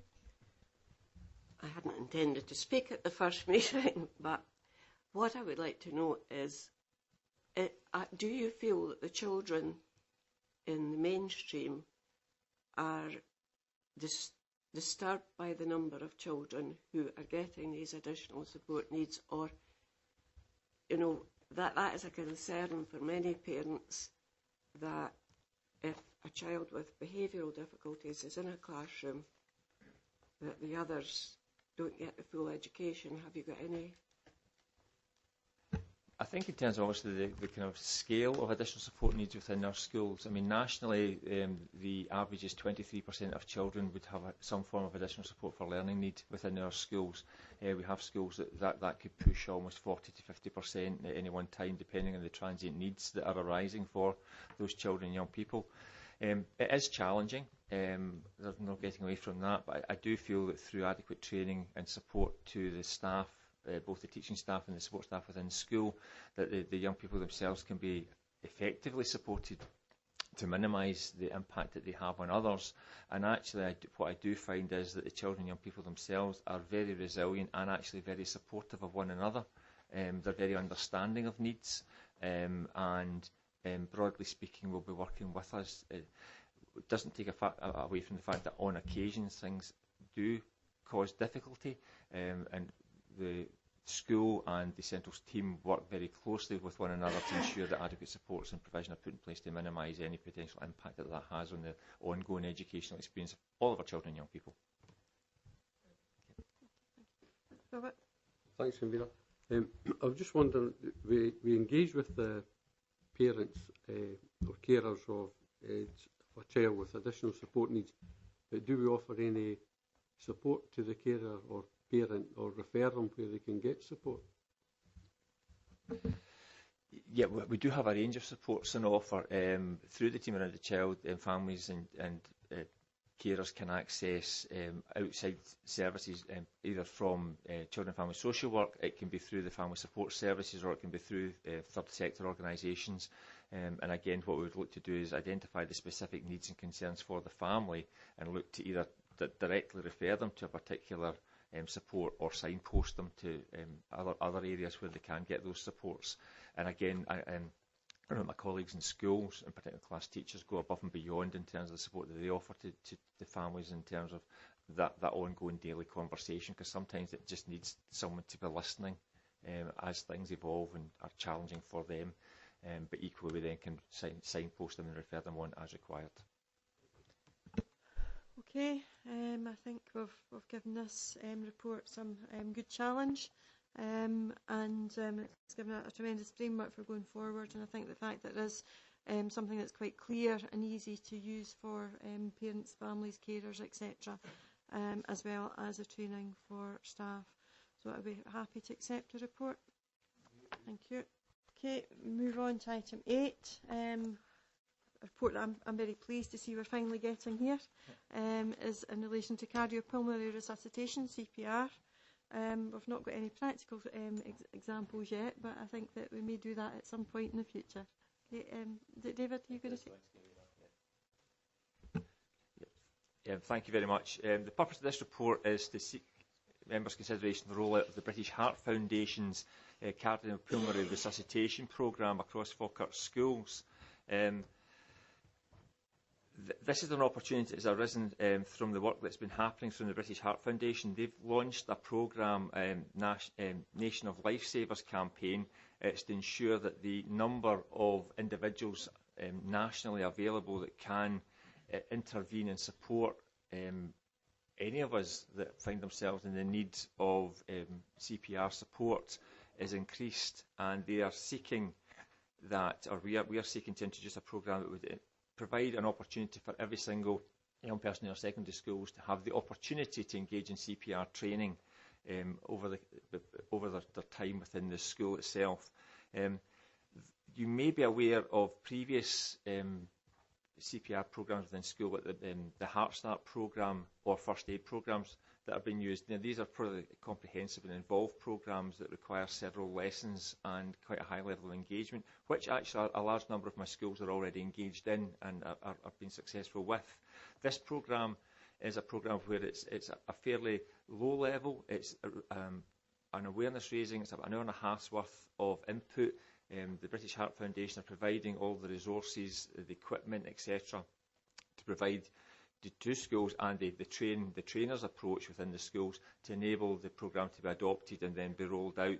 And it's really then what should you do if you find someone basically unconscious on the ground that potentially has a heart condition, and how to then interact with that individual. It's called the Call Push Rescue Programme, and we do feel that it's going to have a strong benefit to all of our children and young people and communities going forward. Obviously, we're seeking permission to progress with our secondary schools. I also have had a number of primary schools also interested in the programme, and what we would be doing if it were to be agreed today, then go back to British Heart Foundation to then see what is the possibility of them providing a similar level of support and services, either to all of our primary schools or to look at a cluster programme to roll out in the years thereafter. I'm obviously happy to answer any questions. I'm sorry, I should say there's no financial implications to the Council whatsoever. All costs, training, etc. have been picked up by the British Heart Foundation. Okay, thank you, David. David? Yes, Convener, thank you very much. I said earlier on that we always achieve more when we work together. I was talking at that time about local and national government coming together. But there, of course, there's the third sector as well, and the British Heart Foundation have an excellent record in promoting this type of programme. So I would be more than happy to formally propose we do participate within this particular scheme. The education has to be more than just dates and numbers. Education is also about creating rounded citizens and giving people the life chances that they would have to the best of the ability of ourselves as an education authority. So programmes such as this are important to add into the mix of lessons that our young people have, and I certainly welcome this. Anything that potentially has anything that has the potential to save lives has to be looked at very, very carefully, and a positive outcome is what we're looking for in that. The fact that it comes with no budgetary concerns obviously is a bonus. We are an authority that has to look very much to the Bobbies, and so it's important that we take advantage where it benefits our community and it benefits individuals of programmes such as this. So I'll formally move accordingly, Convener. Thank you. Councillor Murtagh? Yes, absolutely happy to second, and I think it's great to see this come forward so that we can, as a council, make that commitment to delivering this within our schools for all our young people. And I think that it's been highlighted in the report that this does happen. This training is happening in places in our secondary schools, but to make that across the board and as that guarantee that all will receive that, I think where it has been delivered in the various different ways across the district, it's been very well received by our young people and by staff. But wider than that, and certainly with my public protection hat on for a moment, it's that way that as a society this makes us safer. This gives our young people that opportunity to make that contribution, and for our society to know that all young people who will be leaving schools in Falkirk will have this level of training. I know from my own experience that young people, and the evidence is there, that young people are perhaps more likely to get involved when they see something happening than perhaps those in later generations. A few years ago I had the unfortunate, experience of developing anaphylaxis, which means I take an EpiPen wherever I go, and whenever I inform my colleagues of this, their first reaction is always, oh my gosh, I don't ever want to do that, please don't ever let that happen. Whereas the experience I have with my children is that they can't wait for an opportunity to stick a needle in their mother's leg. But on a serious point, it shows that when they were given the training and the understanding of how to react in a situation, they were able to do so, and they were very much taking on board the process and the understanding and the contribution that they could make, even at a very, very young age. And that's great that our secondary pupils in particular will be having that knowledge, and that our communities can know that our young people who often get criticism for things will have that ability to interact. So I really welcome this coming forward. As I say, I think it's positive for our young people, but it's positive for us all to see that and to have that detail and that commitment going forward. And definitely, if it can go into primary schools in the future, that's exceptionally welcome. Okay, thank you. I think it was Councillor Flynn first. Yep. Thank you, Convener. If you'll pardon the pun, this is an initiative that's quite close to my heart, having been in a cardiothoracic ward for a period of time. But what I'd like to do is congratulate the British Heart Foundation on the excellent work they do. I recently met them at a conference, and they went into a lot of the detail. And one of the facts that came out recently, I don't know the exact number, but something like about 50 children a year in our schools across the UK die of sudden heart failure, for unknown circumstances. So initiatives like this that can help prevent, at least one or more, or even all 50 of these deaths is a key thing. Locally in my ward, Larbert High School has actually got off to a flying start with regards to this initiative, and already raised funds to buy 3 defibrillators through the excellent support of the staff, Mr. Reid, the rector, the parent council, and obviously the parents as well. Now, one of the key challenges is all very well having the equipment, is the training. And if you think about Larbert High School with 2,000 children, 200 staff, and all the visitors, the key of it all is to get this training done quickly. And quite clearly, neither the British Heart Foundation or nobody else can teach 2,000 children in a short period of time. So that's where it's important to involve volunteers and other organisations where they can come in and teach a small group that then, as you said, train the trainer, and then it accelerates quite rapidly. And I think one group that's perfectly positioned to help here, and I hope they would come forward in that, because it's right in their niche area, is the Falkirk Community Trust, because obviously all their staff will be well trained, and I know they are, in CPR, etc. But the whole initiative is excellent. It can only be a very, very positive thing, within our education department and the wider community, because many, many adults use our schools and things. Thank you. Okay, thank you. Councillor Nimmo. Thanks, Convener. I also welcome the report, very worthwhile, especially if it helps to save lives in the future.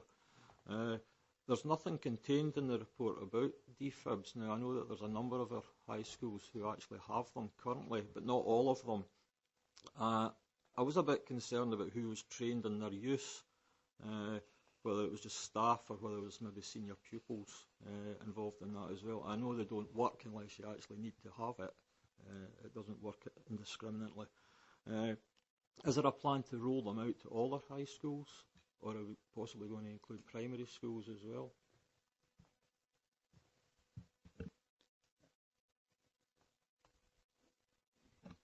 Okay. As Councillor Nimmo intimated, the current 8 high schools we have in Falkirk, 3 have defibrillators fitted just now. The Larbert High School, they've got plans to fit a further 3 in Larbert High School from over the summer, so they'll be available in August. I'm not aware of any other plans for schools to do it, but again, it's something that may evolve as things go on, and maybe have to something that we reconsider in light of the paper that's up for consideration today. There was some Rotary funding available about two years ago, which looked at putting defibrillators in schools, but that was linked to quite rightly the strategic importance of the ambulance service, then deciding where the appropriate locations would be. So we did work with the Rotary Club and the ambulance service probably a couple of years ago to put some defibrillators in other locations. It turned out some of the strategic locations for the locations weren't necessarily schools, and we put some in the community centre area as well. But these were ones that were accessed from the outside rather than being inside, so they were almost like 24-hour access. So again, I think the position's changing all the time in regard to this. It's something that we could take on board with the secondary school colleagues going forward to see what their thoughts are on it. I think some of the difficulties with defibrillators that are in particular buildings, because they're not available 24/7, it's not something that is inaccessible to the community and to the public. And the Scottish Ambulance Service encourage use of locations that are 24/7, because these can be mapped and they can be then used in an emergency. And you're also quite right in saying that bystander defibrillator doesn't need to have any training. That it's all self-explanatory, and you can't actually harm anybody by trying to use it. But you can actually save their lives. So that's a very good message to be sent. Councillor Reid. I'll keep it very short. Could I have the opinion of the high school pupil as to this?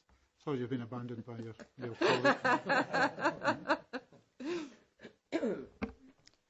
Well, I think it's a great thing. We've already been told that we have plans to get training in CPR in one of our PEP periods, which is a pupil entitlement period. And I'm excited to learn it because I think it's a very useful skill. You know, it's something you never know when you might need it, and obviously it's extremely useful when it have to be put in place. So I think it's a great thing. Thank you for that. It is a tremendous skill to be able to have and understanding. And as Councillor Murtagh says, that young people tend to be a wee bit more proactive, whereas the older people of us tend to be a wee bit more reserved and have a fear of it. So having our young people trained in CPR is a benefit perhaps to us all as we get older. To point out, you've been recorded so you can tell him what you said. Okay, are we happy to accept the report? Okay, thank you. Item 9 is the asset transfer community halls. And is it Gary? Okay, thanks very much, Convener. There's two purposes behind the paper before the President Executive today. The first purpose is to offer leases at below market rent to 5 community halls that are outlined in section 1.2 of the report. The second purpose is to consider a proposal to approve the Borthkenner Community Hall as surplus to operational requirements by the service and to instruct its disposal or sale in accordance with the Council rules. There are 4 recommendations on the paper today. I'll come back to them at the end of the report. Background to the report is set out in section 3.1. There was a budget decision made a couple of years ago that officers were asked to progress the transfer or closure of all the halls, and there's 22 halls that we had then in our current portfolio. Section 4 looks firstly at the lease requirement of it. Effectively, this allows management committees or whoever takes over the halls to reshape halls to suit their local needs, and more importantly, if a lease is given, it allows them to attract external finance, which is quite a positive thing for a lot of committees, and it's probably things that a lot of committees are geared up to be able to do when they get that formal lease. It's outlined also in section 4.12 and 3 that what the proposal is that the council would be offering a 15-year lease to any successful applicants on a repair and insurance basis. That's standard practice, which means that the group that takes over the hall will be responsible for their own repairs and their own insurance of the property. The property, however, will still remain on the council's books. The council will still have ownership of that property. Section 4.3 confirms that each of the hall management committees in question for the 5 we're looking at have prepared business plans and have had support from various organisations, including CLD and the Falkirk Community Volunteer Sector as well, CVS for short. The next part of section 4, outlined in section 4 and 4.5, looks at the legislative requirements that falls on councils before they consider the disposal of any or the grant of a lease to any property at less than market rent. There's 2 bits of legislative areas that are mentioned in section 4 and section 4.5. The main part of them is that before councils consider it and do it, they must satisfy themselves that the criteria that's outlined in section 4.5, and there's 4 conditions, are met wholly or in part. Firstly is economic development and regeneration, health, social well-being or environmental well-being. And that would apply to anything that can gain that benefit within the wider local community area or in the areas that the Management Committee will look to extend their ventures, options and the groups that they may want to help utilise the facility itself. The Council has already set up an officer group that looks at all these applications, and officers come from all different services. The applications have been assessed already that have been submitted for these five halls in question, and I'm very pleased to say that in section 4.6 there are 6 main positive features that have been outlined. The outcome of that is that the Council are satisfied, therefore, that these 6 positive features outlined in section 4.6 would allow us to demonstrate that we have met the legislative requirement to allow a less than best lease to be awarded in these cases. Section 4.8 turns now to Blackhenna Community Hall. It says in the report that for the last 18 months or so, officers, including Mark Meekin sitting beside me, his teams worked tirelessly to try to get some local interest in taking over the hall. It's fair to say that we've had probably informal interest from a couple of groups, individuals, and we've tried to support and talk to them about it. However, as time goes on, no formal interest has been expressed or came forward to the Council. And given the time period that's elapsed and given the decision that was made as part of the budget process a number of years ago, as officers we now have to bring it forward to formally ask for permission to declare it surplus to operational requirements. If it's agreed today, surplus to operational requirements therefore means that the property is removed from our portfolio and effectively it's handed over to the Council's asset management team, and they would consider the property for disposal in whatever way they see fit at the time, and it would also be dependent on market forces at the time. Appendix 6 to the report shows the locations of all the property in questions. Consultation has been undertaken with all the groups, and there's been wide support given to all the management groups, as indeed we would do to any group that's looking to take forward the request to take over the running of any of our community halls. We've provided a huge amount of resource to support this over the last probably 3 to 4 years across all areas within the Falkirk Council area and wards. Section 6 looks at the implications, financial, legal, risk, qualities and sustainability and environmental. There's nothing of work to note there other than to say in terms of the financial part that if these leases are concluded, it will enable Children's Services to realise part of the previously agreed budget saving that was linked to the initial budget decision to close or transfer the halls where possible. In conclusion, in section 7, the paper demonstrates that there is governance around the process we have. That we have ensured that all the management committees are properly constituted and they're deemed fit for purpose, and that we still would offer to support them going forward in their aims and ambitions going forward. So happy to answer any questions that's raised from this paper. Thank you. Thank you, Gary. I think there's been a lot of work done with each of the management committees involved with each of these community halls in order to get to this point, and now created that expectation of the next stage. So I think it's right that we bring this forward to Council, to committee for decision. Councillor Alexander. Yes, Convener, thanks very much. Gary said the last couple of years, this actually was brought in over 4 years ago. So I think we've taken our time in implementation in order to give maximum opportunity for the communities to take control of the assets, and the fact that here we are 4 and a bit years further down the road, I think it's testimony to the fact that we have given that opportunity. The community halls are obviously an important part of the communities in many areas, and I've been particularly enthused recently to see some of the initiatives that have come forward. Tamford Hill, for example, is an excellent example of the community coming together and with a clear vision what they want for the premises, and that's a good example of where the policy has worked. Bainsford is back on the radar again, with a very, very diverse and representative group that are taking forward Bainsford Community Centre, a community centre that has been, not to say neglected, but perhaps hasn't pushed itself forward in terms of previous committees the way that others have for the facility. So there are successes, and we look forward to these coming to fruition.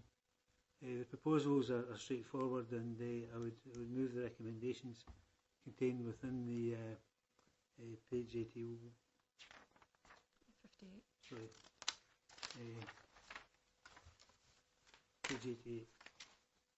Page 58, sorry. For the report. All of these centres are moved on significantly, and I think will deliver a better service and a better community hub for the people of these areas than previously we were able to do ourselves. So it's something that we have to welcome. So with that, I formally move the recommendations contained therein. Okay, thank you, Councillor Murtagh. Yes, I mean, obviously I'm happy to second this report and echo the words that Councillor Alexander has said, particularly also this decision was made some time ago, and there's been a great deal of work and diligence put into that work to get to this point. I know that, and as Gary has alluded to in the presentation of the report there, that in terms of Boskenner Community Hall, there had been hope that there would be an opportunity to progress that to community asset transfer. Instead, it's something that there's been a constant dialogue, on, because obviously as a ward member, I'd very much like to see that happen. But I know that the best efforts of the department has not been able to progress that, and that's regrettable. Nonetheless, I think it's important that the community around Boskenner and Skinflats, as all other communities, have the ability to have a facility that they can put forward for community lets. And I know, my understanding, perhaps Gary can confirm this, is that there haven't really been applications for lets within that community, whether it's the community hall or indeed the school.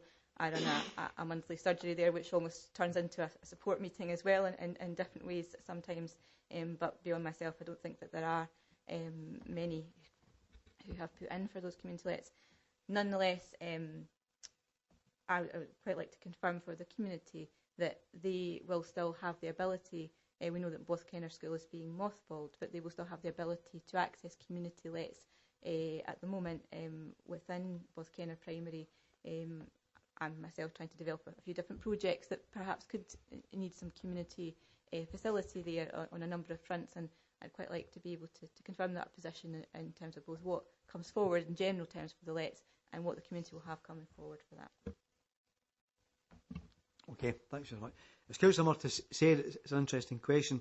What I can confirm is that the school has been, whilst the school has been mothballed, it's not been closed. So certainly any request for lets within the Skinflats area, then we would certainly try to accommodate it within the school. If we can do that at a time, that's what we're trying to do. I have to say, over the last number of years, there's not been that many lets that come forward from that particular area. But yes, we're happy to endorse that request and give it our full backing for, again, our small centrally based lets team will try to accommodate it.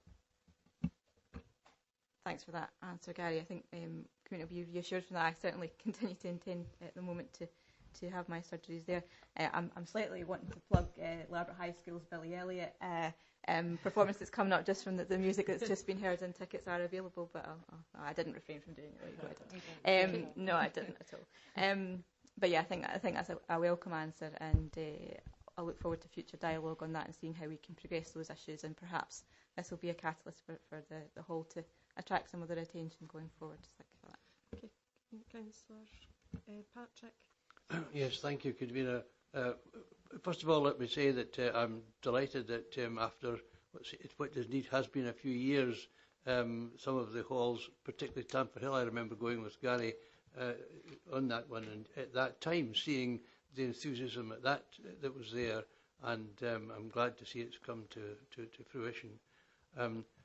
I wonder, actually, in fact, if Councillor Murtagh attempted to interpret the meaning of the report, but I'm not altogether sure perhaps that she's accurate. Could I just check, in actual fact, is the report not going somewhat further than simply mothballing the Kenner Community Hall?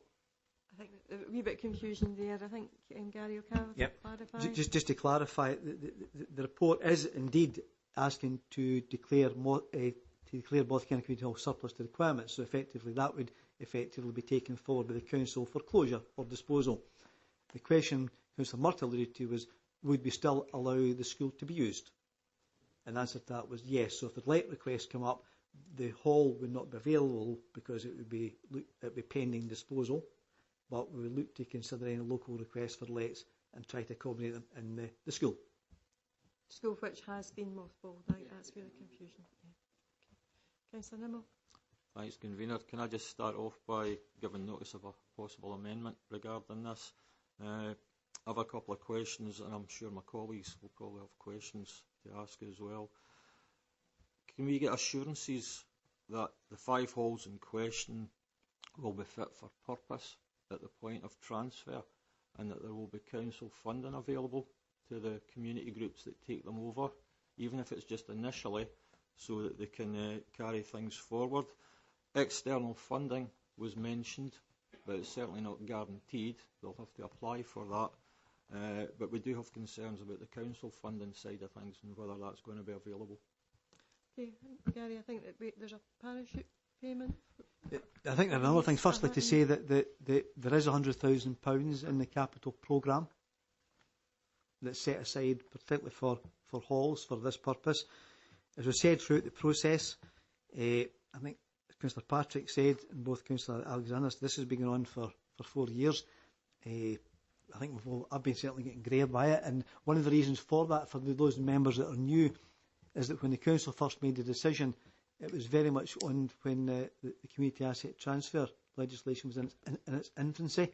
There's been so much guidance and development of that legislation going forward that the council's had to adopt and adapt its processes going forward to make sure that whatever we've got is in line with that legislation. And indeed, the support that's been given to local groups has been quite extensive. A lot of resource from Mark and his team has gone into supporting groups, and that hasn't been an easy process. It's taken quite a length of time. However, we are where we are. But certainly, the £100,000 set aside. Our job is to make sure that before the lease is signed, that the halls are in a reasonable condition. They're wind and watertight. We've said that all along. That we will make sure that they are like that. Again, and to be fair, a lot of the local groups have already come forward with what we call snagging lists that we need to go through and talk to them. And we've had, and Mark would probably agree with us, over the last probably 3 years, we've had quite a lot of discussion on what would be required to be done. But certainly, the council are not going to hand over an asset that's not going to be in reasonable condition. That's the assurance that we'll give the executive today. Gary, there was also payments around the running costs, graded payments over a period of years. We said that we would look at a number of other support mechanisms around doing that, and that discussion will come through as we work with them to finalise the lease agreements that hopefully would be agreed. If I can pick up the point, Councillor Nimmo, on external funding, 3 of the 5 management committees that are detailed within the paper have secured substantial external funding. Unfortunately, I can't tell you what that is because it's embargoed until the 12th of June. But they have managed to secure substantial funding that will enable them to support the running costs as well as employ staff to support the community hall and the transfer. The other 2 properties are in the process of looking at securing external funding as well. And just because they're getting a lease, that support from CLD and the council will not cease. That will continue on to enable them to actually build their capacity through securing external funding. Convener, if I can just come back in, just as far as the council funding is concerned, Gary, is that capital or revenue? It's probably both. The 100,000 is set aside in the capital programme, and we did say that we would consider, as the convener said, some parachute payment, some support payment to get organisations on their feet. I think the issue here is that it's not one rule fits all, because every organisation would be in a different position in terms of the financial sustainability. So I think we would keep that option for discussion as we go through the conclusion of the releases if it's approved today. Okay. Would it be possible to have that included in the minute, the promises made? Well, if you know what I mean, certainly recommendation. we can actually have that clarified within that, because the £100,000 is there, and there was a scheme already agreed on the parachute payment previously. So that's just not been implemented because we've not been at that stage. But I thought that phrase like in accordance with previously agreed policies. Happy to adapt the recommendation to suit that. Because I'm just wondering how the capital money would be spent.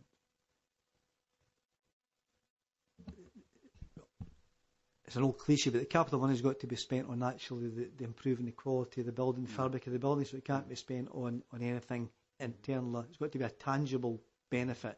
So it could be spent on, for example, fixing a roof, renewing guttering, making the doors and windows more secure, things like that, where it's a tangible benefit that improves the quality fabric of the building itself. It just appears to have been maybe misread, a disinclination on the part of the council to carry out repairs in this interim period.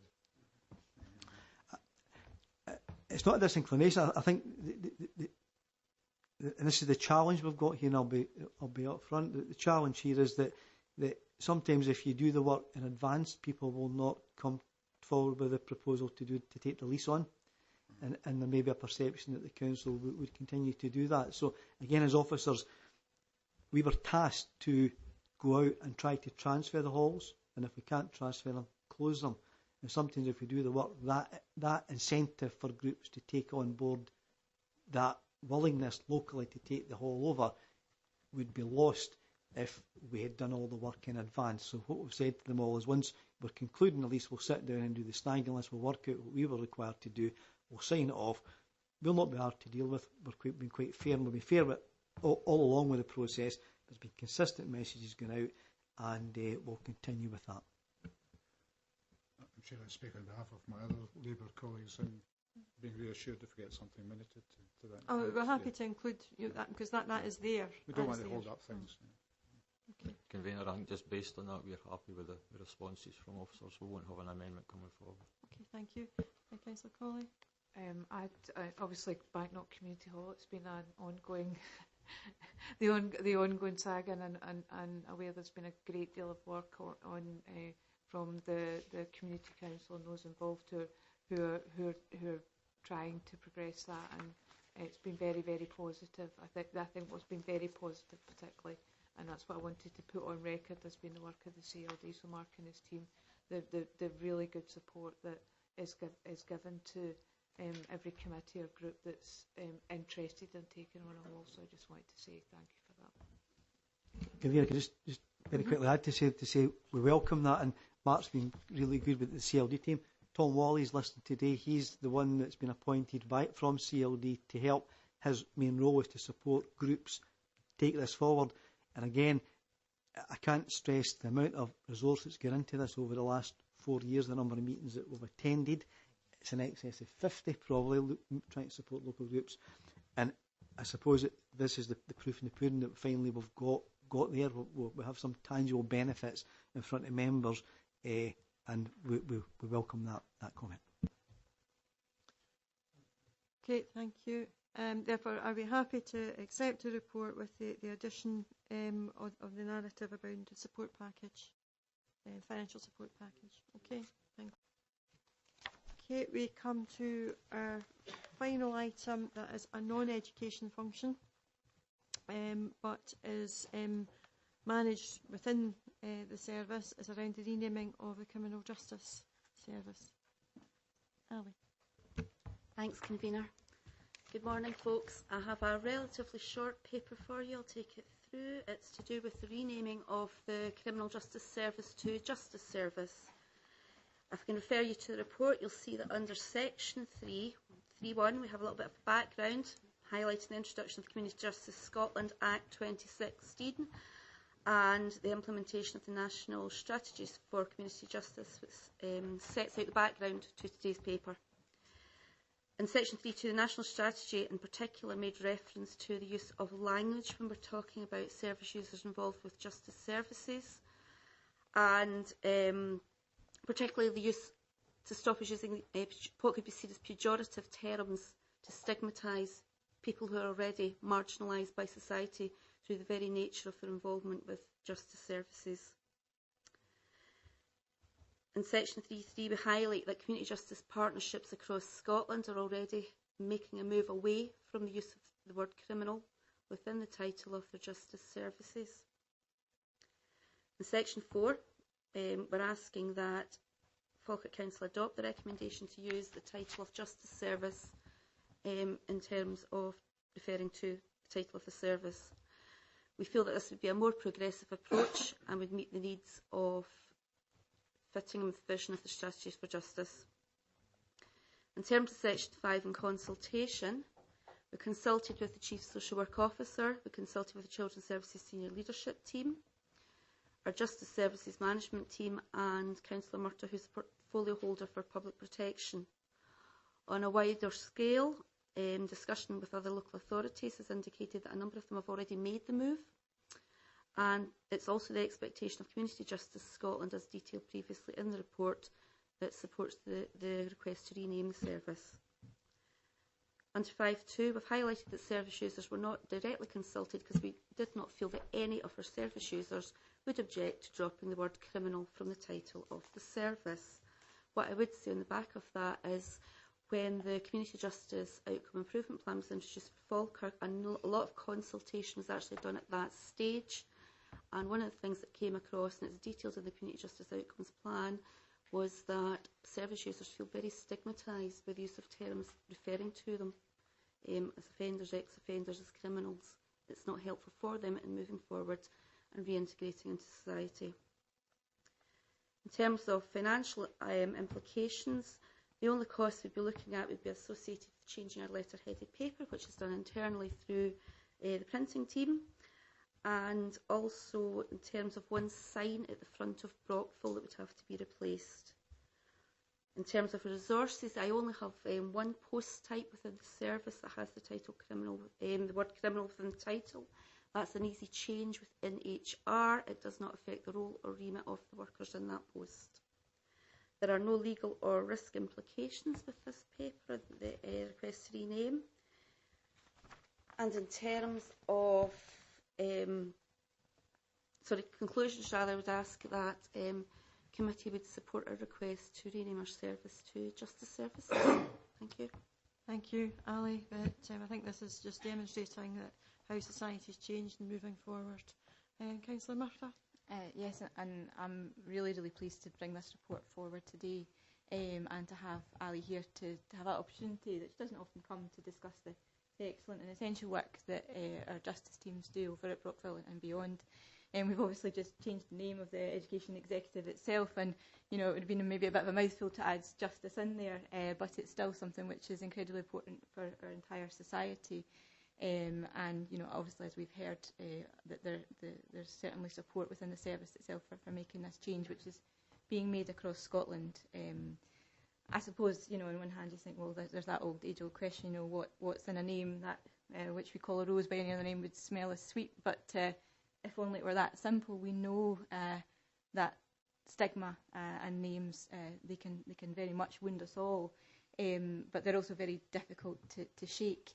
And there's that element of being judged. And one of the things that, whether that's a label which is, fat, stupid, worthless, idiot, alcoholic, junkie, criminal, these things, they stick, and they're not helpful. And if these labels are applied for life, that's almost, it's a statement of not being able to aspire beyond that.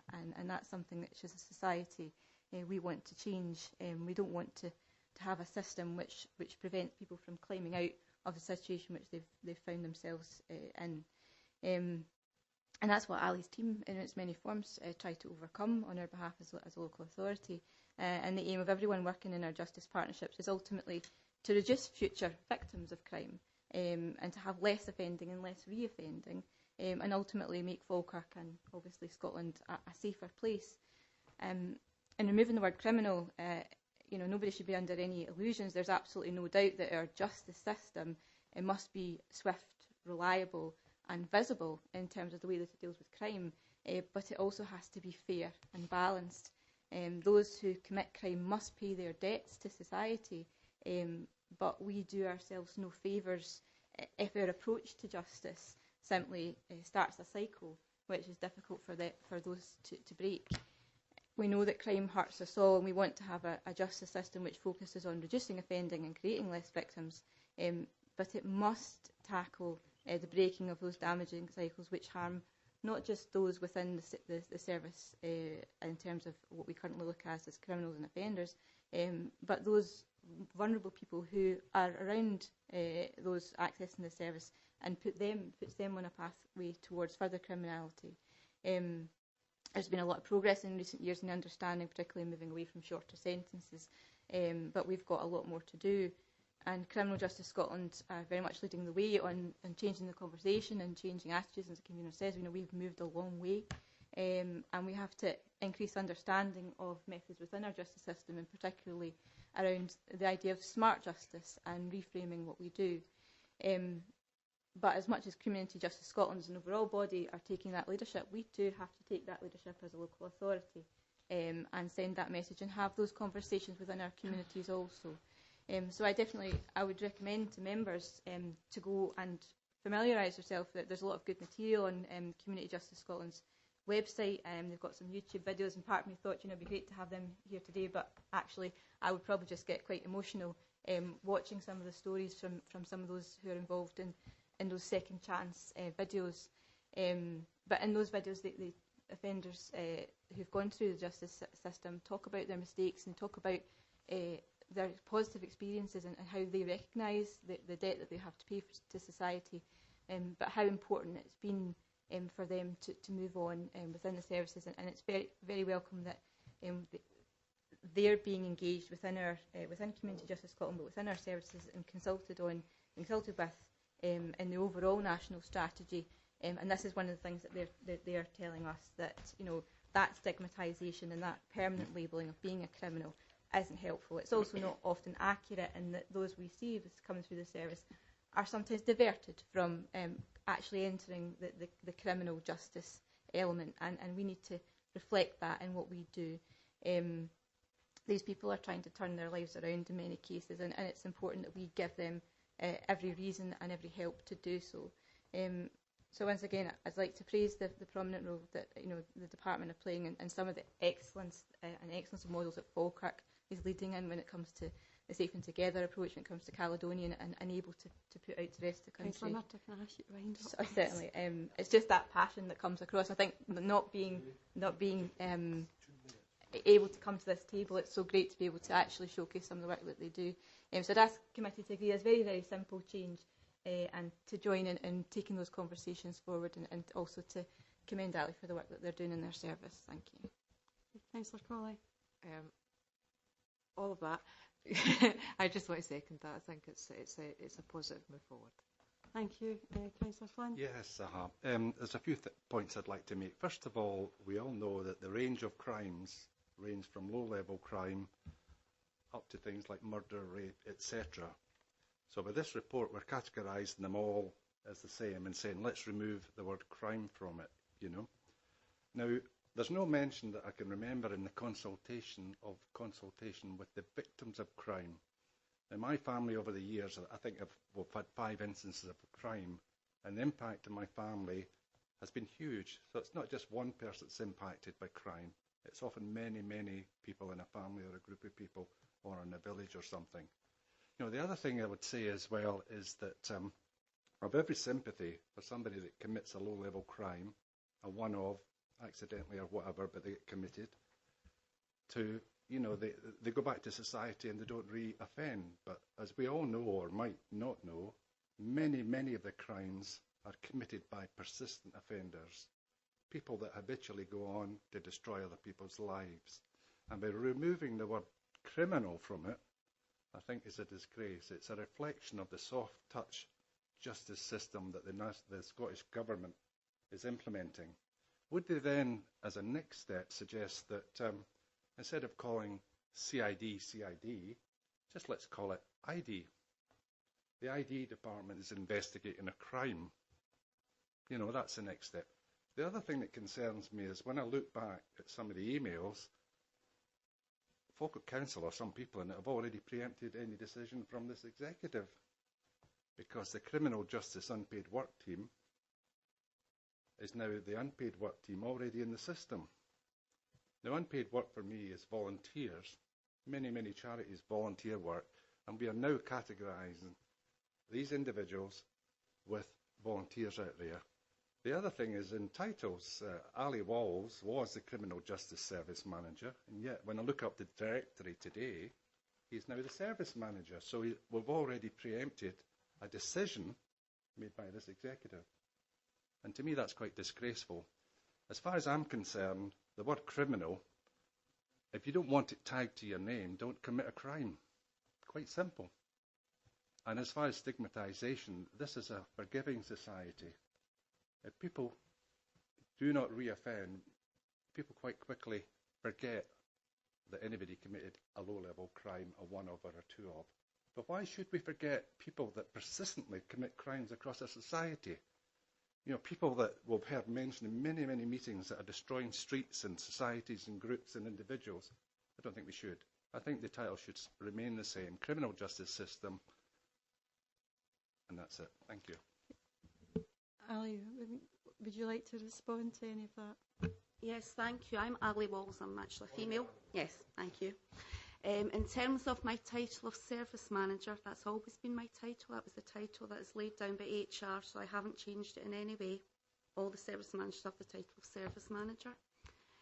In terms of the comments you're making, I suppose I would say that, you know, people commit offences for very many number of reasons. I've got nearly 30, coming up 30 years of working with people with offending backgrounds.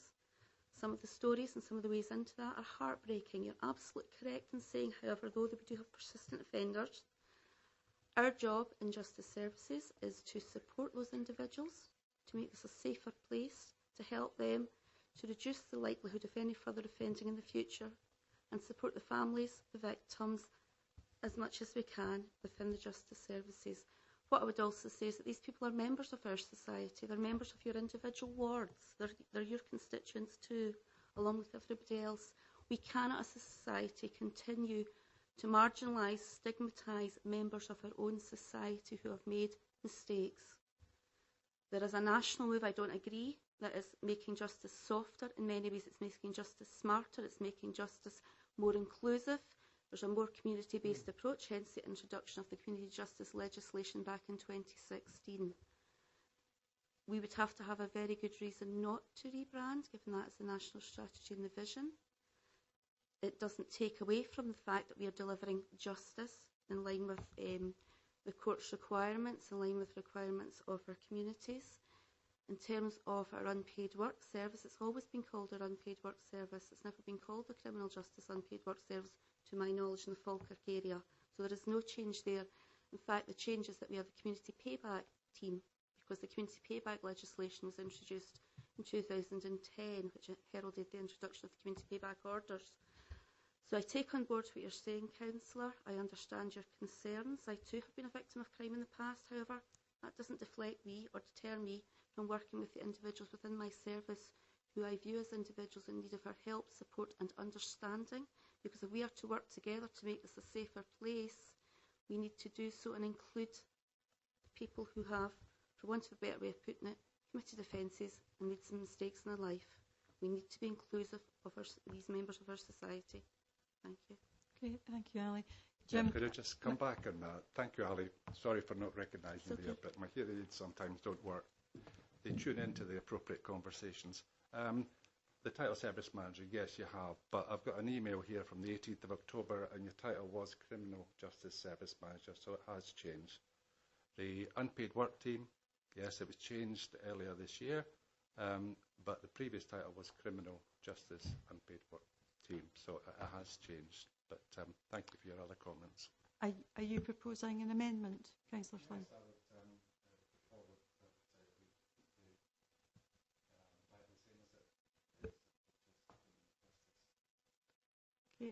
do I have a... Is there someone to second that? No, sorry, Jim. Okay.